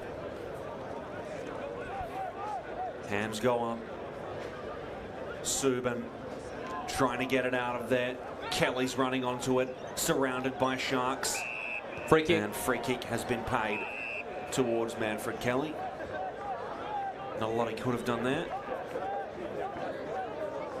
Kelly's had himself a decent outing today. I've been very impressed with him when he's got the ball. So here he is for his 12th disposal. Well-weighted kick out onto the wing. Safe hands, Strom. Handballed over the top. Vessels running onto it. He's been solid this afternoon, George Vessels. Beautiful handball. Finds Strom again. Kick across. Just bounced before it hit the target. Manages to find it all the way back to Vessels. Kick inside. Schloith went up for it. Running onto it now is Shaw. Free kick. Free kick's been paid. It's another one. That's about 3 free kicks in the space of 4 minutes. Given away by the Sharks, and I have to say, Bennett, none too happy with that one. And Schloith, this could be a big chance for Schloith to further open up the gap. Schloith been used in this different role as he has for a large part of the season. No goals won on the afternoon, 7 disposals. Here he is for his first. And their hero puts another on the board.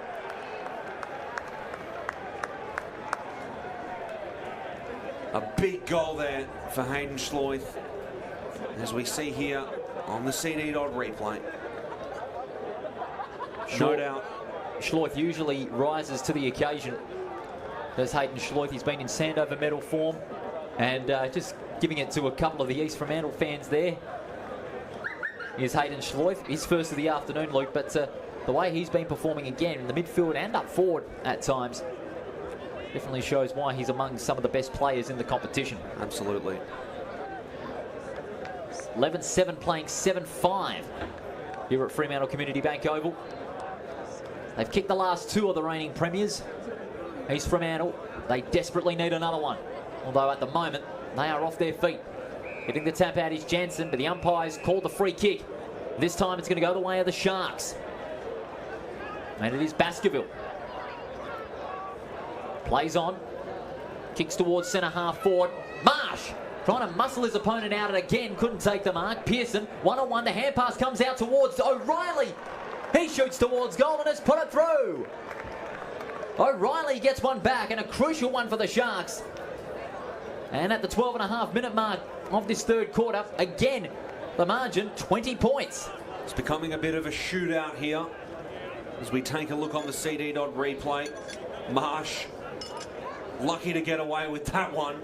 Ball spills out straight onto the left boot of O'Reilly. Marsh continues using the body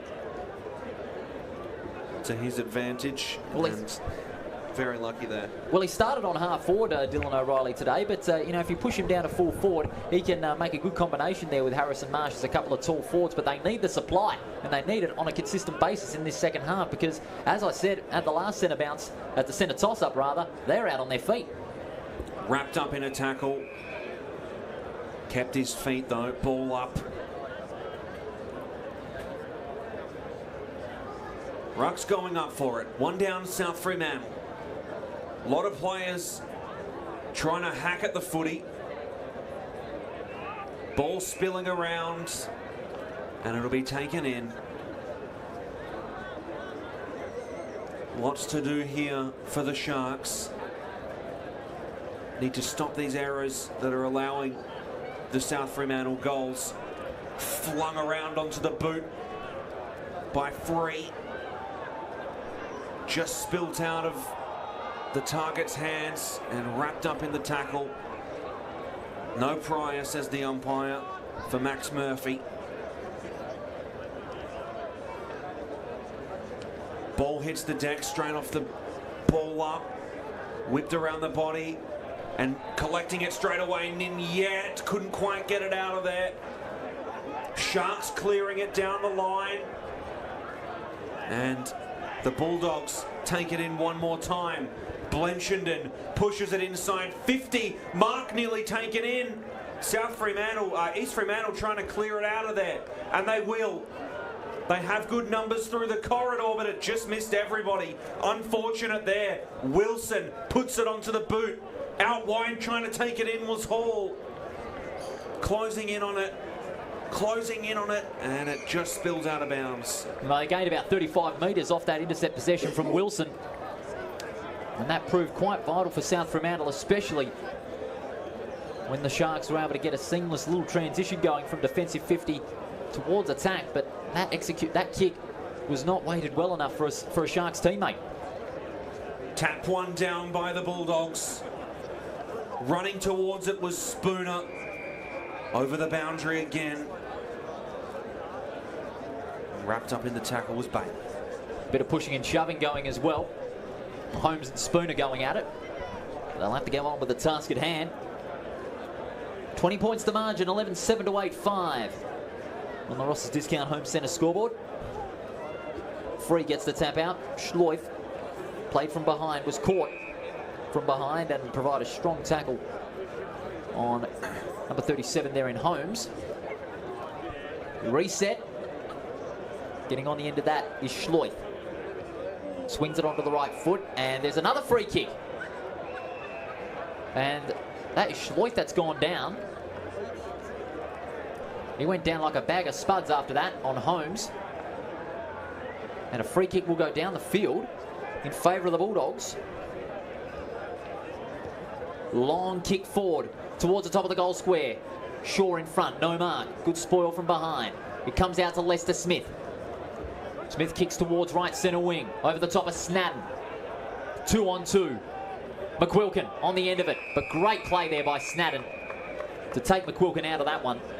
And it's over the line by the Sharks bench for a throw-in. 16.5 minutes gone.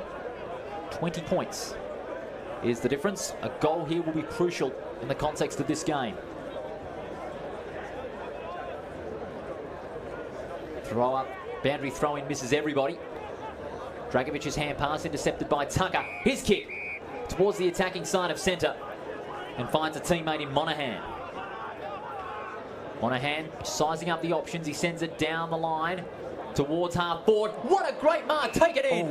Oh. What a magnificent mark, O'Reilly. And O'Reilly will have a shot from about 40 metres out to get his second goal. Let's have a look on the CD dot replay.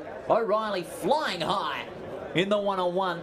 But the most important thing about that, he kept this front position all to himself against Barker. Great physical mark. Rewarded, and hopefully a reward for the team here. This would be big. So O'Reilly for his second. But he's on a slight angle. Starts right, but it stays right. And it's a behind. And now it's 19 points. It's about capitalising on these opportunities now for the Sharks. There was the free kick paid for Schleuf. The second chance that allowed the opening goal. Strom with the mark on centre half back. Immediately swings onto the right foot, and that's a good kick. Unable to hang on to that one was Blenchenden, but he was held onto and got the free kick. It'll go his way. He's got Spooner running back to 50.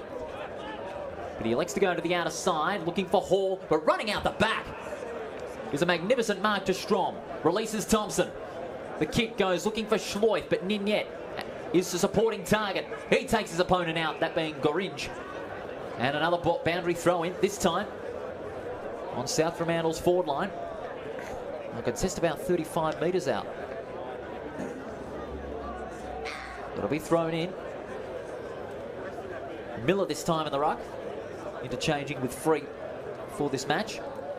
Srinatka got the tap out. Socket off the ground by Miller. Shaw gets the half volley. Players converging on the football. The Sharks at numbers out the back. Holmes gets the kick away. But Bleacherton with the intercept mark.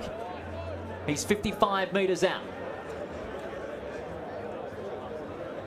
He's going to find a target. Shaw was up, couldn't take the mark. Srinatka. High kick, outside defensive 50. Leaping high was the spoil from Bleacherton. Wilson. High, probing kick. They'll contest about 15 metres out. The spoil from behind.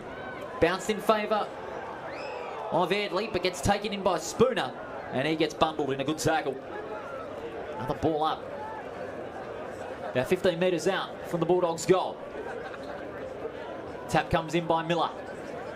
Well played by Eardley. Well stood up in the tackle. Getting on the end of it is O'Reilly, but that's a free kick. Free kick goes the way of Schloith. I have to say, the Sharks will not be too happy with that one. But Schloith, nonetheless, will have an opportunity for his second. And this to increase the deficit to 25 points if he can steer it through. Hayden Schloith, again's been right in the thick of the action in this second half. He'll kick from 45. And he's put it through. Crucial goal by Schloith. That's his second in a row. And at the 20-minute mark, the 25-point deficit is in favour of South Fremantle. The league grows stronger thanks to the Ross's Discount Home Centre scoreboard. And as we take it to the CD.replay, Luke, Schloith's goal, very telling. He stood up in this third term, Schloith. Had 8 disposals. Kicked 2 goals, 1. And he is punishing them for letting up on those free kicks. It's those free kicks and turnovers that are really stinging East Fremantle by the tail at this stage, because we talked about the first 10 minutes, who was going to take that advantage. It was South Fremantle. They're just backing it up and pouncing on these Sharks' mistakes. And no doubt Billy Monahan and his team will be ruining those mistakes heading into the final term.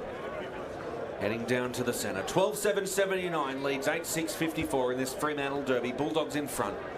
Tap goes to ground and taken high. The free kick will be paid. Handballs it straight away. Baskerville kicked it out far and wide. Running onto it. Jansen. He holds it up. Snap around the body. Inside 50. Players closing in on the footy. And the Bulldogs are going to have no trouble clearing it out of there. Running towards it and bringing it in. They'll continue play. Kick across. They've switched it out wide to Kelly. He's going to be under a lot of pressure here. Puts on the afterburners. Kicks it inside 50. Didn't get all of it. Sharks clearing it out of there. Into a one-on-one contest between Schloith and Bleacherton. Kelly managed to bring in the footy. Couldn't get rid of it. Umpire will have it. Right in the mix was Eardley. And boy, has he stood up this afternoon. Well, he stood up when the Sharks needed him to in the defensive half, but he's not getting a lot of support. Tap goes straight to the advantage of South Fremantle, and holding the ball is called against Nick Subin. Did everything he could there, but not quite in time. Great kick by Bachman. That allows East Fremantle to get a move on. Snadden alongside the centre circle. He's going to move it on immediately. Onto the left foot. And a fine kick. And the mark taken by Montalban. And this will be a vital kick for goal. And if he can steer this through, it'll be back to 19 points. That kick inboard really set up a great entry for East Fremantle. And could it be rewarded with a goal? Alexander Montalban, originally from Rossmoyne. This is his 13th game. And this will be for the Sharks' 3rd goal of the quarter. He'll be taking his time here. He'll kick from about 35. This will be a very important goal if he can kick it. Montalban has swung it across the face for a behind. And the margin, 24 points in the Bulldogs' favour. They've kicked 4 goals in the 3rd quarter to the Sharks' 2.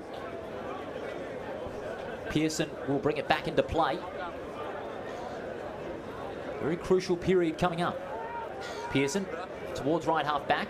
Out to Strom, a spoil from behind. Jansen, up and under kick towards the attacking 50. It's a 2-on-2. No mark taken by Pearson. And the handball goes over the line for a throw-in. And a bit of exchanged pleasantries between the two sides. Boundary throw up by the council building. 24 minutes into this third term. Margin 24 points. Live on front row screens. Ball at ground level. Schlensog got first to it, but he won't go anywhere further. Be a ball up just on the painter 50. Stranatica working it to the front, but Schlensog gets the tap down. Clearing it out is Subin with that left foot. Great play by Murphy. Caught in the tackle, but getting on the end of it now is Mead. With the right foot. Bulldogs have the numbers at the back of the football. Wilson on the end of it takes a good mark on the back pocket. Wilson's kick is an up and under. Murphy flies from behind. Strom stayed down. That was brilliant. Gets it out to Shaw. Releases Kelly. He's on the burst. Hand pass comes out over the top. Donaldson kicks it long towards the forward 50. Jump one-on-one with Hall. Jump sees the mismatch. Well played by Jump. That was a remarkable effort. Jump's kick towards left half back and finds English. That was marvellous by Matthew Jump. That's the effort that the Sharks needed, but the kick wasn't what they needed. The hand pass comes out. Kelly on an Ninyet from 30 metres out, dribbles it through. Ninyet makes it number 3, and the Bulldogs have their 5th for the quarter. Gee, these turnovers are killing the Sharks in this game, and the Bulldogs are pouncing. And that's unfortunately been the story of the afternoon for the Sharks. We can see it here. The chip forward broken up so easily. And then the handball straight out to a wide open Ninyet. And really unfortunate scenes for the Sharks there, especially for Jupp after working so hard down on the boundary. It completely undid the effort from Jupp there, and he'd be very disappointed. I don't blame him, because the way he was able to win that one-on-one against a smaller man in Aiden Hall in that one-on-one, mind you, and follow it up with a good kick out to English. It was just very disappointing from East Fremantle point of view. That's a good way to put it, undoing their effort. They've done it multiple times, and they are just punishing themselves. 30 points the difference. 13-7 plays 8-7. 5 goals to 2 in the third quarter for the Bulldogs. The reigning premiers are playing with class and discipline. We've still got a handful of minutes remaining in the third term. Still back in the centre. Hand pass comes out, and it's a holding on. Free kick to the Bulldogs. So it's going to be paid for Subin. Kicks it outside, just missed Sloyd. Snadden. Yeah, it was Snadden who did a good job there to break it up. He chipped it through, it's Burton. Burton on the left boot, kicks it inside 50. They're going up for it. Ball went to ground, took a bounce. Handball goes out to the far side. Wrapped up in the tackle by Mascos was Holmes. The umpire's going to have it. No prior opportunity. Ball goes straight back up. To the advantage of South Fremantle. They bomb it out of trouble. Down the corridor. Couldn't quite take it in. Handball over the top from Jupp. Caught up in a bit of trouble here. Going to try and clear it out of there. Trip. Umpire blows his whistle. Trip is the call. So they will be paid the free kick. Jupp had a good couple of sequences in this term. Bombs it inside 50. And the mark nearly taken in by Marsh. Spilt over the back of the pack. Bombed out of trouble. Into centre. Now the Bulldogs look to have a bit of an advantage. Hall tried to take it in. Spilt forward. Ninyet over the top, and the mark is taken in by Donaldson. Again, the Sharks paying the price for poor disposal in that defensive 50 and not pushing numbers back quick enough to allow the Bulldogs to get loose inside that 50, as we see on the CD.replay. Beautifully weighted kick by Ninyet. Running with the flight of the ball was Donaldson. Put everything on the line for that mark with Tassoni He got a bit of a Right head on his knock. tail. He got a bit of a head knock to go on with there. That's why he was just clutching his head for a moment. He paid the price, and now it looks like the Sharks will be paying the price just as much. And this will be for his second goal if he can steer this one through, and a 36-point difference if he can get it. So here he is, just a slight angle, and a big goal for the Bulldogs. They extend their lead to 36. 6 goals in the quarter in favour of the Bulldogs. They are really romping along. But that's what you would expect from a reigning premiership side. When they're under pressure, they don't call it the premiership quarter for nothing. As we see on the CD dot replay, nice smooth kicking action. Donaldson knew that was going through the moment it left the boot. Margin now 36. And Donaldson getting a good pat on the back there from Coach Todd Curley and his crew. And it's going to be taken back to the centre now, possibly for the last dying embers of this third quarter. 6 goals to 2 in favour of the reigning premiers in this Fremantle Derby. They'll be one step closer to making it 12 straight in the Fremantle Derby. Free in Stranatica. Stranatica gets the tap out. Went out there to Baskerville. He got caught high, and the free kick will go his way. Alongside the centre circle, Baskerville kicks towards 2 targets. One of them in front there was Barker. Couldn't take the mark. Bleacherton overruns it. Pearson in front. Bulldogs have the numbers at the front of the football. The umpire says, give it to me. It's about 55. And there's the siren. That premiership quarter certainly belonged to the reigning premiers, and they lead at 14-7 to 8-7 with 1 quarter to go here at Fremantle Community Bank Oval. Luke, those 6 goals, very telling in the context of this game. And that's been the difference, and you can see it on the scoreboard, 14-7 to 8-7. Those 6 goals have kept them to this buffer, and it's been a really, really good job by the Bulldogs. They have been the more consistent side. But they've been able to intensify their movement of the football and their pressure around it, making East Fremantle pay for those turnovers and ill-disciplined free kicks. They're punishing them, and the Sharks aren't punishing them for those crucial turnovers in the defensive 50, and that's pretty much been the difference, really. 1 quarter to go here at Fremantle Community Bank Oval. The margin 36 points in favour of the reigning premiers, 14-7 to 8-7. We'll be back with all the final quarter action here on Front Row Screen Sport, where it is the Bulldogs in complete control.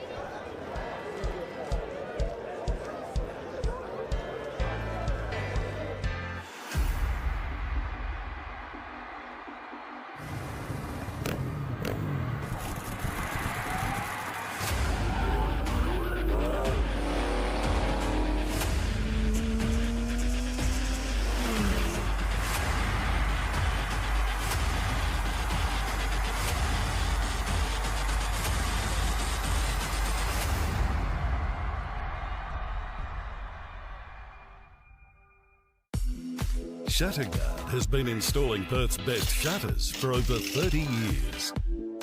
With no advertising signs on your front lawn and no sales gimmicks, visit shutterguard.com.au.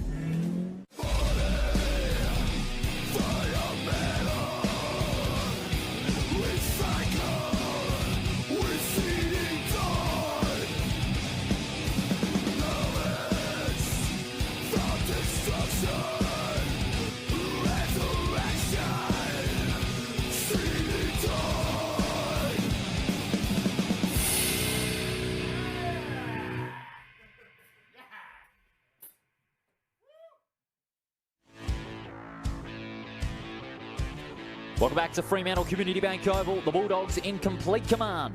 With 1 quarter to go, they kicked 6 goals 1 to 2 goals 2. And it was helped by the guys like Hayden Schloith and Cody Ninyet getting 2 in the quarter. Donaldson got a 3rd as well. Mason Shaw Donaldson got a 6th for the quarter for the Bulldogs. Mason Shaw getting his 3rd early on. Hence the Bulldogs in a great position heading into the last quarter. They lead it by 36 points. Paul Persick and Luke Worthington with you in the commentary box. And as we go to the CD dot highlights, we'll go around the ground. Subiaco have closed in to within 16 points against Claremont over at Revo Fitness Stadium in the clash between 1st and 3rd. Only 19 points separating Perth and East Perth over at Leederville Oval. The Royals leading the Demons 8-10 to 5-9. And Swan Districts have got a handy 24-point lead over Peel Thunder, 8-11 to 5-5 over at Steel Blue Oval on this Saturday afternoon. Possession radar all in control for the Bulldogs, 55 to 45%. The tackles have been even, the marks have been even. The kicks overwhelmingly in favour of the Bulldogs. But also the inside 50 is quite telling, especially in that third quarter. They were able to get a few more of those, 41 to 30 in total in favour of the reigning premiers. And some of the key numbers in this one, first of all, for the Bulldogs. Bleacherton with 20, Vessels with 18, Subin with 16, and Manfred Kelly with 14. Toby McQuilkin, he's had himself a decent outing with 13. And for the Sharks, Baskerville with 19, Erdley 17, English 15, Lester Smith 14, and Timothy Bonkman with 11. The leading goal scorers, Mason Shaw has 3, Cody Ninyet also has 3, and Hayden Schloit kicked those 2 in the third quarter.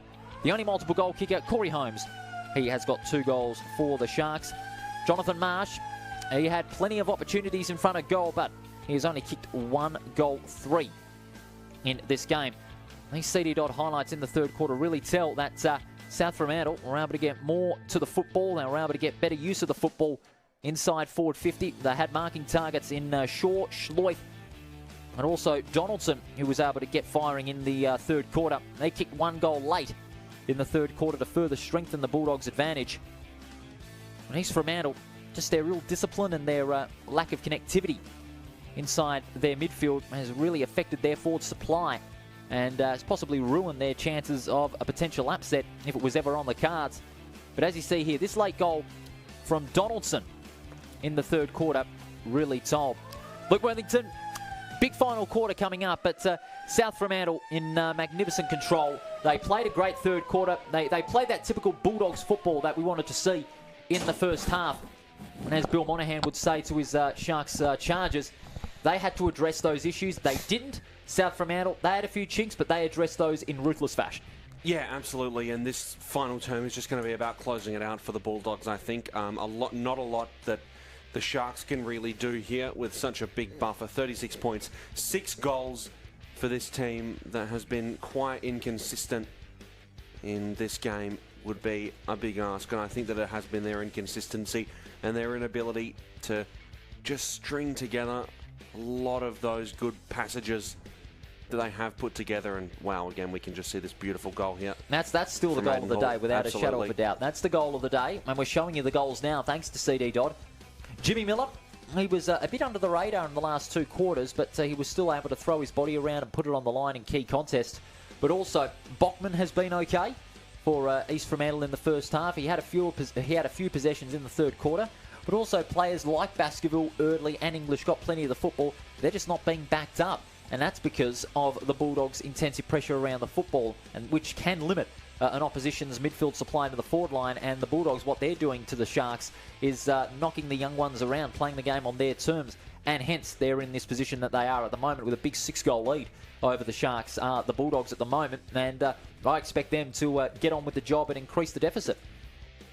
We can see here a big bomb by Mason Shaw, and another one by Shaw again.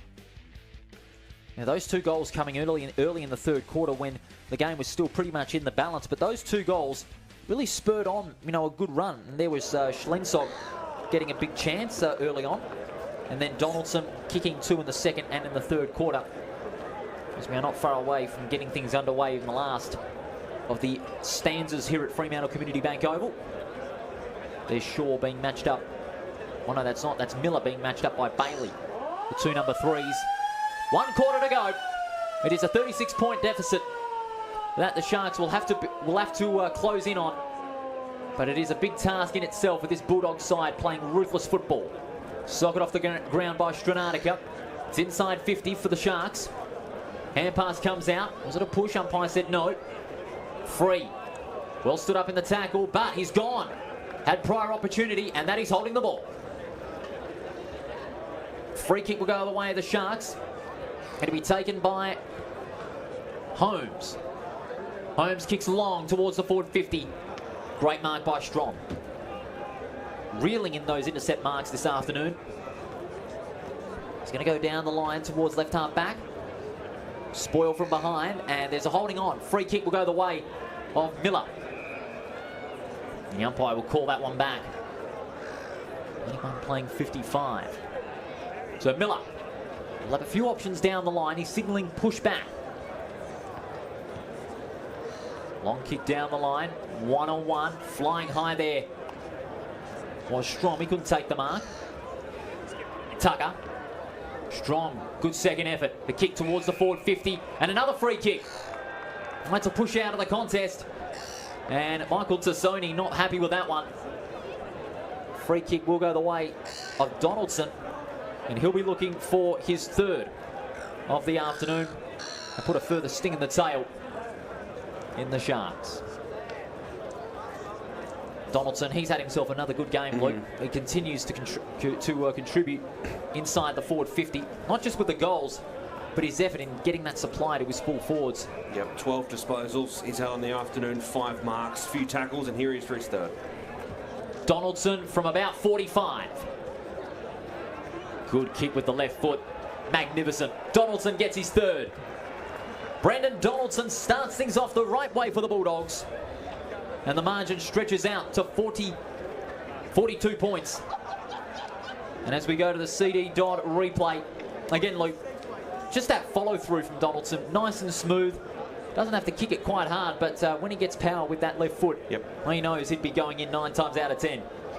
Yeah, really solid there from Donaldson, and he's been a key contributor for the South Fremantle side in what is going to be a big derby win this afternoon. Well, emphatic, if I could add in that, with the way East Fremantle, South Fremantle have controlled the game, especially in that third quarter, and they're just getting on with the business in the last. Absolutely. And that's why they're the reigning premiers at the moment. 42 points the difference. Ball goes to ground, and a free kick has been called for holding the man. It'll go to the advantage of South Fremantle. Kick across. Vessels puts it down the line, going up hard for it was Hall. Bring it in, the Sharks trying to get it out of trouble. Jansen, kick across, found Donaldson. Donaldson put it inside 50. No one could quite get there. Schlensog's in the mix, trying to get it out of trouble is Jupp. And the umpire will have it. East Fremantle backline's been put under a lot of pressure today. A somewhat valiant effort, but small mistakes have cost them. Kick around the body from Barker, moves inside 50. Schlensog went up to it, up for it, and yeah, free kick. He was, and it's actually going to go to the Sharks. I thought that was going to be for Schlensog, but it has gone to the Sharks. And now moving it out from the back is Bailey. A kick high down the line, gets turned straight over to Blaine Wilson. Wilson kicks it inside 50. Play was broken up. Players moving in on the footy. And it'll be carried over the line by Max Murphy. So a boundary throw in.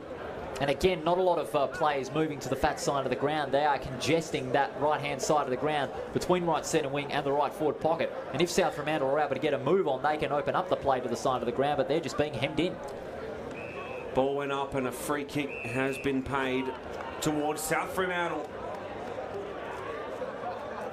And they'll have a shot on goal. It's Donaldson and again. It looks like it's going to be, yeah, Donaldson again. So Donaldson is going to be lining up for what would be his third of the afternoon. A sensational day. His fourth, rather. Yeah, sorry, his fourth of the afternoon. He's already kicked his third of the afternoon. So here is Donaldson for his fourth to really put a bow on this one. Brandon Donaldson from about 30 metres out hooks it in, and it's good. They extend their buffer on a special afternoon for this side. 48 points the margin, 16-7, 103. Leads East Fremantle, 8-7-55. Yeah, this is going to be a very emphatic win for the Bulldogs, as we see on the CD Dodd replay. Again, Donaldson Just bending that one from left to right with the breeze that is blowing here at Fremantle Oval. But a great goal by Donaldson. He's played himself a fine game today inside the forward zone. And he has got number 4 for the afternoon. That replay, of course, thanks to CD Dodd. And they'll gain a nice chunk of percentage too, Luke Worthington, with the game over at Revo Fitness Stadium being a lot tighter than what it is here. And that'll give the South Fremantle side a nice little leeway on top of the ladder. It's only 15 points now in favour of Claremont. So the ball is back in the centre. The margin is 48 points here at Fremantle Community Bank Oval.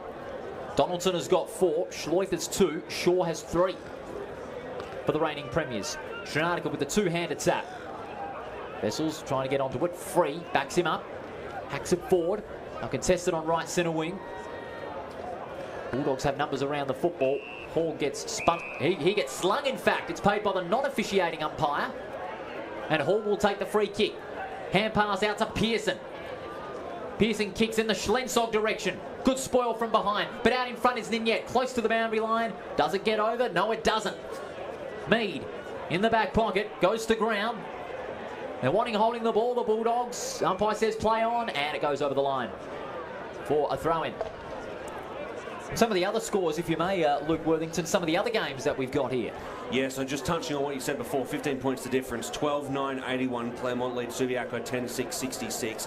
Heading over to Steel Blue Oval, 10-13-73, Swan Districts. They lead Peel Thunder 6-5-41. And at Leederville Oval, 8-10-58, East Perth leading Perth 5-10-40. Well, that win for East Perth will possibly, keep them alive, but Swan Districts will no doubt want to seal that 5th place, and they'll fight for 4th place with West Perth in the final few rounds. Keeping in mind West Perth and West Coast have the bye. It's inside 50, and the umpire will say give it to me. We're at the 8-minute mark of this final turn. Ball's tossed up short, and Bailey kicks high to the edge of 50. No mark to Vessels. Gets boot to ball. Kelly leaps high, but a great mark under pressure. Taken by Bailey. Bailey goes down the line. O'Reilly couldn't hang on to that one. Subin gets caught in a strong tackle. Put on by Montalban. And the umpire says, give it to me. Be another ball up on right centre wing, just by the Sharks bench. Free gets the tap. Dragovic gets caught in a good tackle. And the umpire says, I'll have it. Bulldogs to go on to their 12th straight Fremantle Derby win. An impressive streak in modern WAFL football. South Fremantle proving again why they are the reigning premiers of our competition, and will look as favourites to successfully defend their premiership at the start of October, should they make the grand final. We've still got a handful of football to go. Miller leaps high and gets the tap out. Baskerville goes to ground. He was under pressure from Schleuf. Schleuf snatches it out. Releasing Bleacherton. Bleacherton's kick towards right half forward. Bennett. Intercepted by Schlensog. Dribbles it forward. Murphy. Couldn't take the clean pickup. Kelly spins out of the tackle. The hand pass out to Schlensog. Snaps around the corner. And it's going to go to the right-hand side for a behind. 49 points the difference. 9.5 minutes gone in the final term. South Fremantle well on their way. So moving it out, South Fremantle, big kick. And intercept mark is taken in by Wilson. Fantastic game he's had. Those intercept marks that he has taken have proven telling. Wilson, a big game. He has taken the 4 marks. That's his 5th, sorry. All of them have been big. Kick inside 50. Broken up in the pack by the Sharks. Murphy trying to move it out of there. Now it's Mead. Kick down the line. O'Reilly takes it in. O'Reilly's had a good second half. He's put in a tremendous effort despite the position that the Sharks are in at the moment. O'Reilly whacks it on the boot into a contest. They went up for it. Spilt over the back. Couldn't get it out of there. Miller. And he's going to be dinged for holding the ball.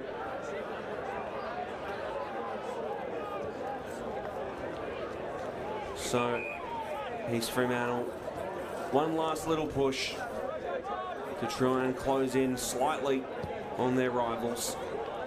Good kick, and it'll be marked nicely on the far side by Monaghan. And Monaghan fancies his chances here. He's going to line up for goal. Be a late consolation if he can put it through. So Monaghan, here he is, using the man on the mark real well. And it's going to sail across the face of goal. So he moves to no goals and 2 behinds on the afternoon. South Fremantle moving it back in now. Pearson kicks towards the half-back line. Miller reeled in. Great intercept play by English and went for the short pass to find Jordan Snadden, and Miller doesn't want to encroach or concede 50. Again, how Luke English got in front of that contest and followed it up with a nice short pass to Snadden. He's had himself a decent effort out there today. English has had a 16th disposal, and Snadden will go for his first.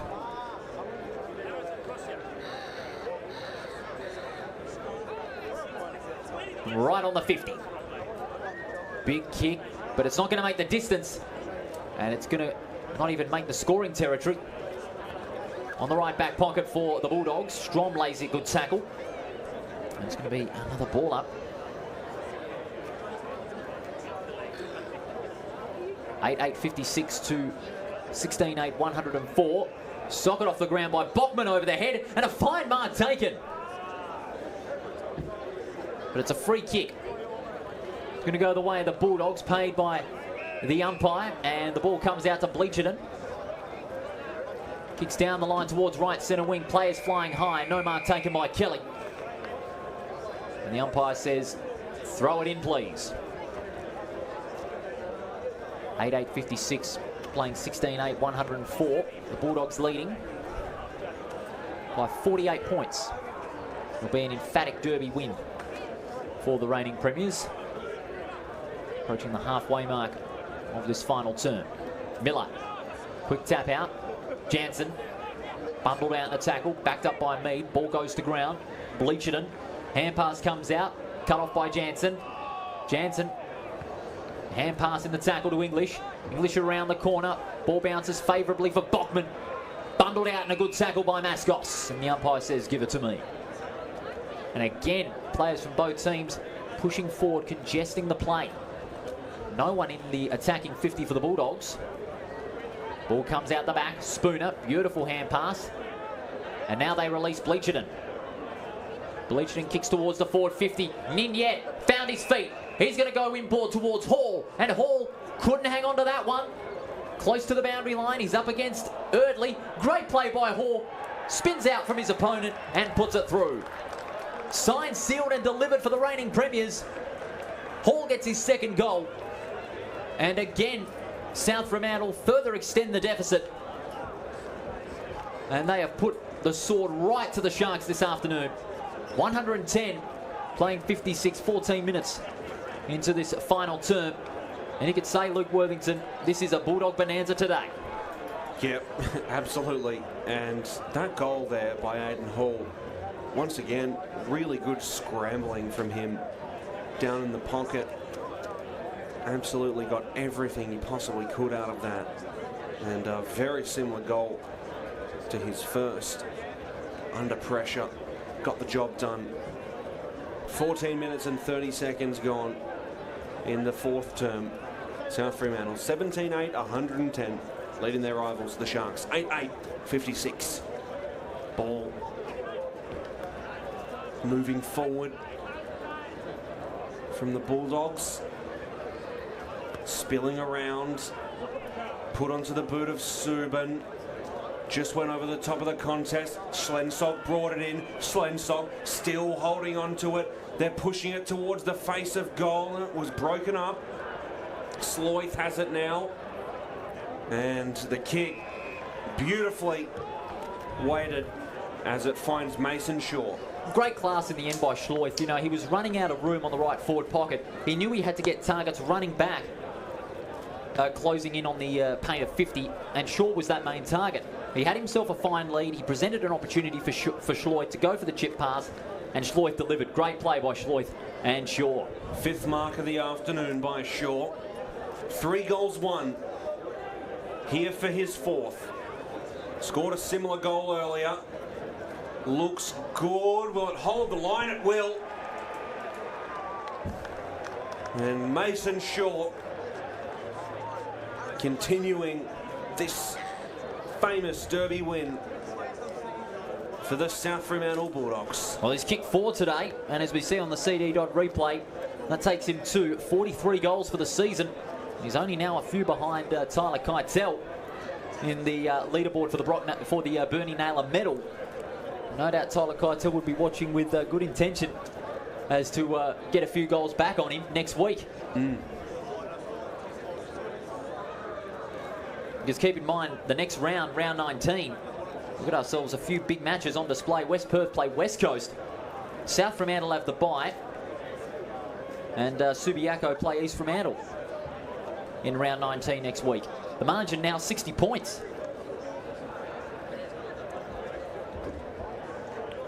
Ball went up to the advantage of the Sharks. They've collected it through Jansen, trying to move it forward. Ball hit the deck, found Bachman. Bachman again trying to collect it.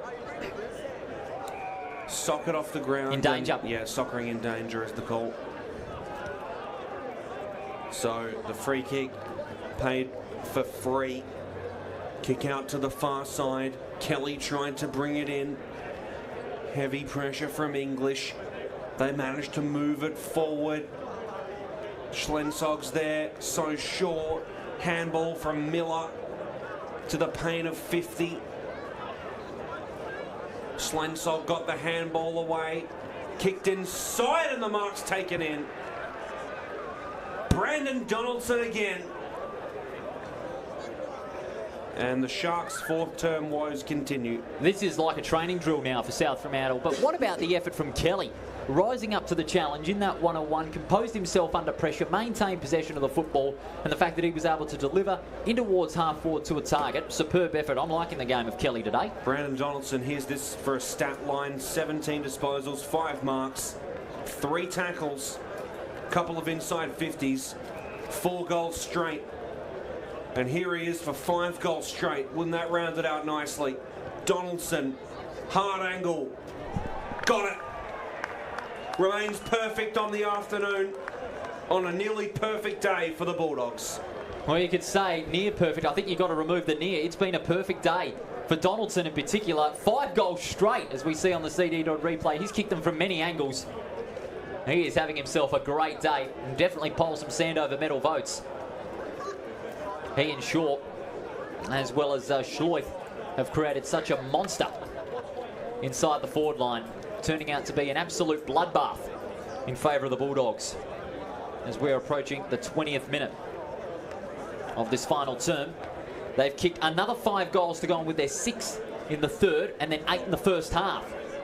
So they have really turned it on today here at Fremantle Oval, and the red and white will be celebrating all over the port on Saturday night. Another clearance in favour of the Bulldogs. McQuilkin 1-on-1 with Holmes. McQuilkin won it out. He got the tap back to a South Fremantle teammate. The kick comes into Kelly at full stretch. Couldn't hang on to that one. Ball comes to ground. Again, Kelly with a magnificent effort. Hand pass comes out to Miller. Spooner, and it's over the line. Or a boundary throw-in.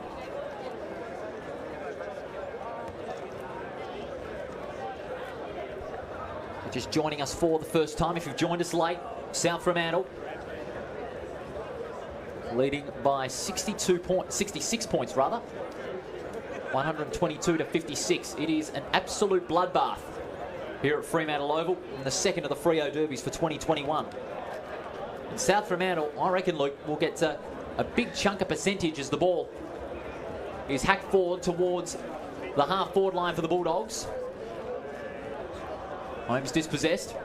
Donaldson kicks towards Schleuf over his head, and it is out of bounds.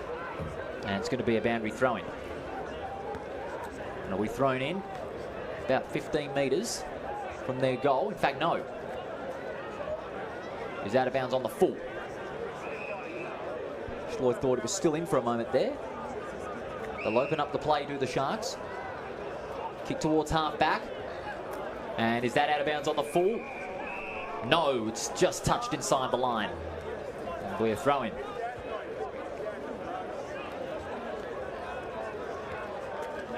In front of the members' grandstand, which no doubt be coated with red and white tonight.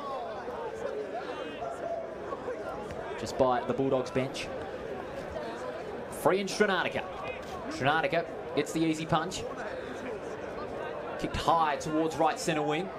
Spoil from behind. It was a good spoil from Snadden. And the umpire says, give it to me.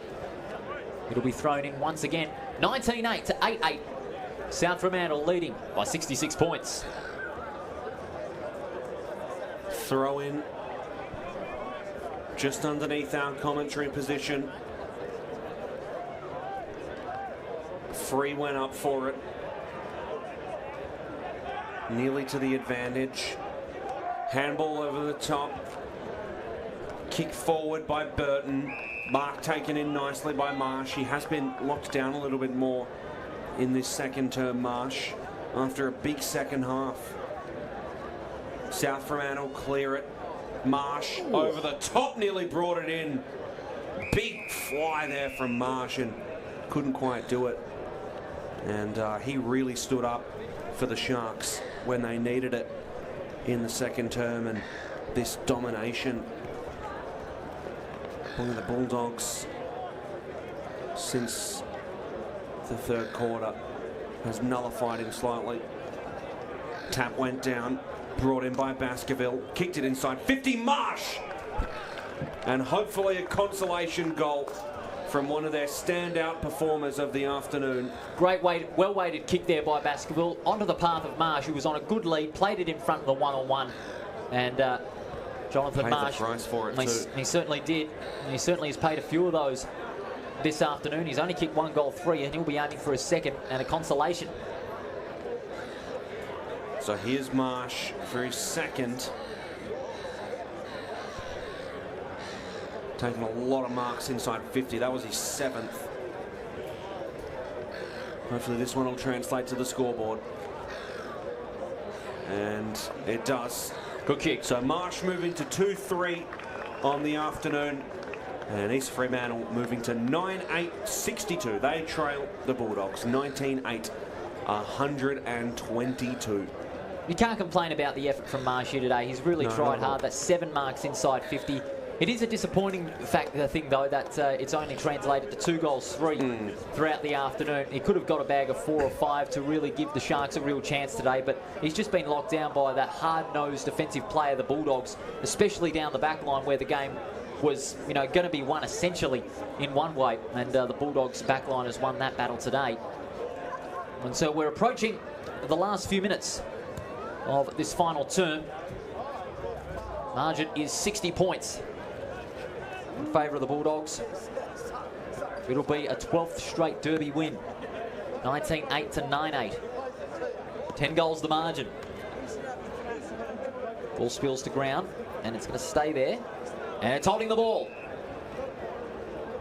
The Bulldogs player had prior opportunity. Free kick's going to go the way of Jansen. Alongside the centre circle. He's got a few players running back towards the 50. The kick towards half forward. Marsh unfavoured by the bounce. Out the back comes Strom. Great play by Strom. It's a high kick out of defensive 50.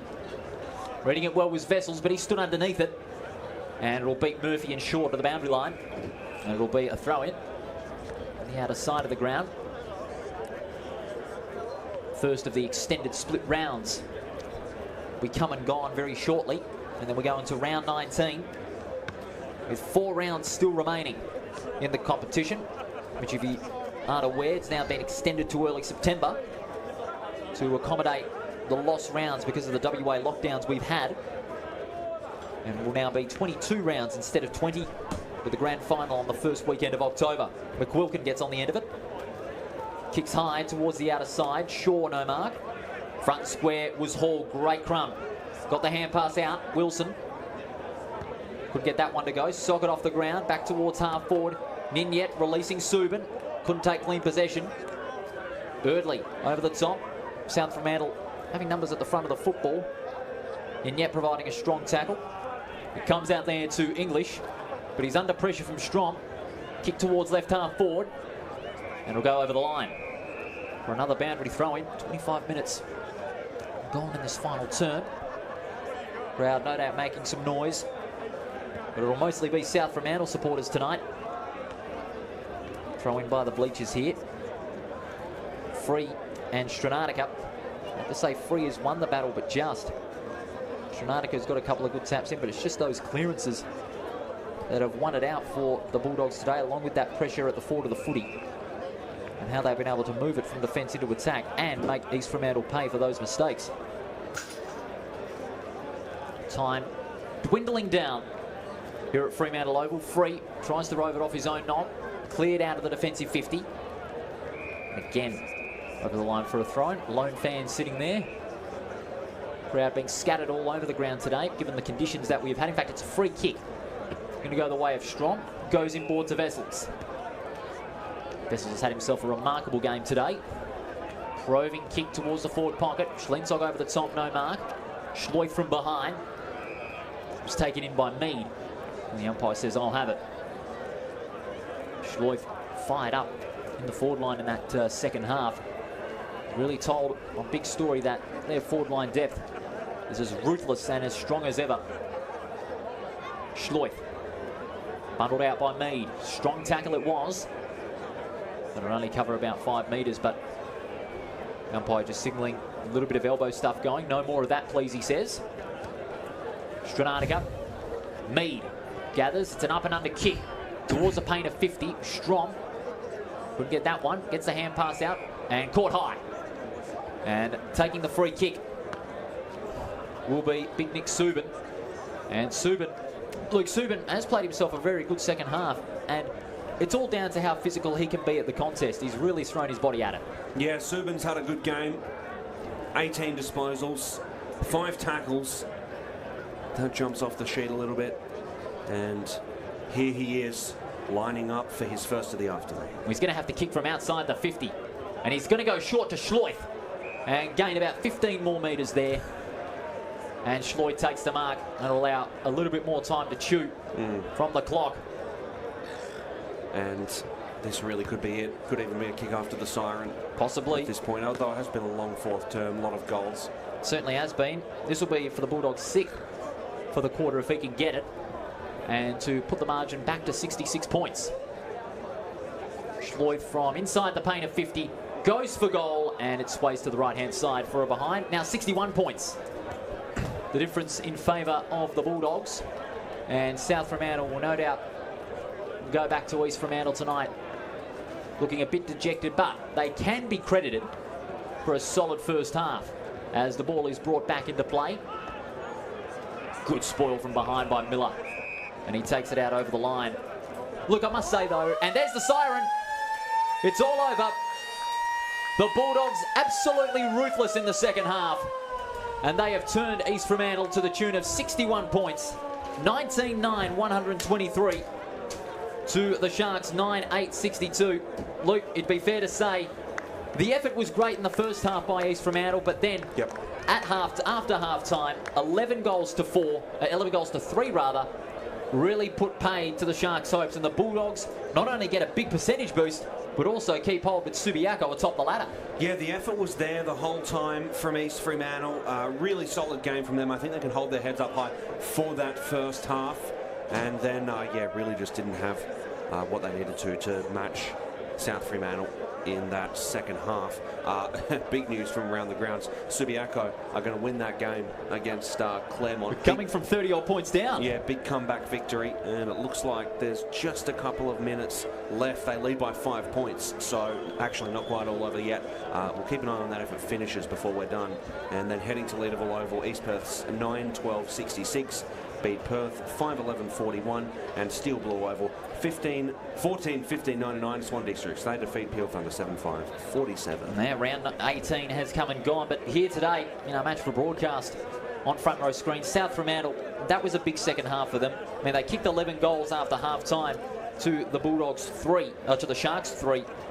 And it was just all down to how physical they got at the football, but also how many targets they were able to get. More avenues to goal the Bulldogs had compared to the Sharks in that second half. Shaw in particular, he kicked himself 3 goals today.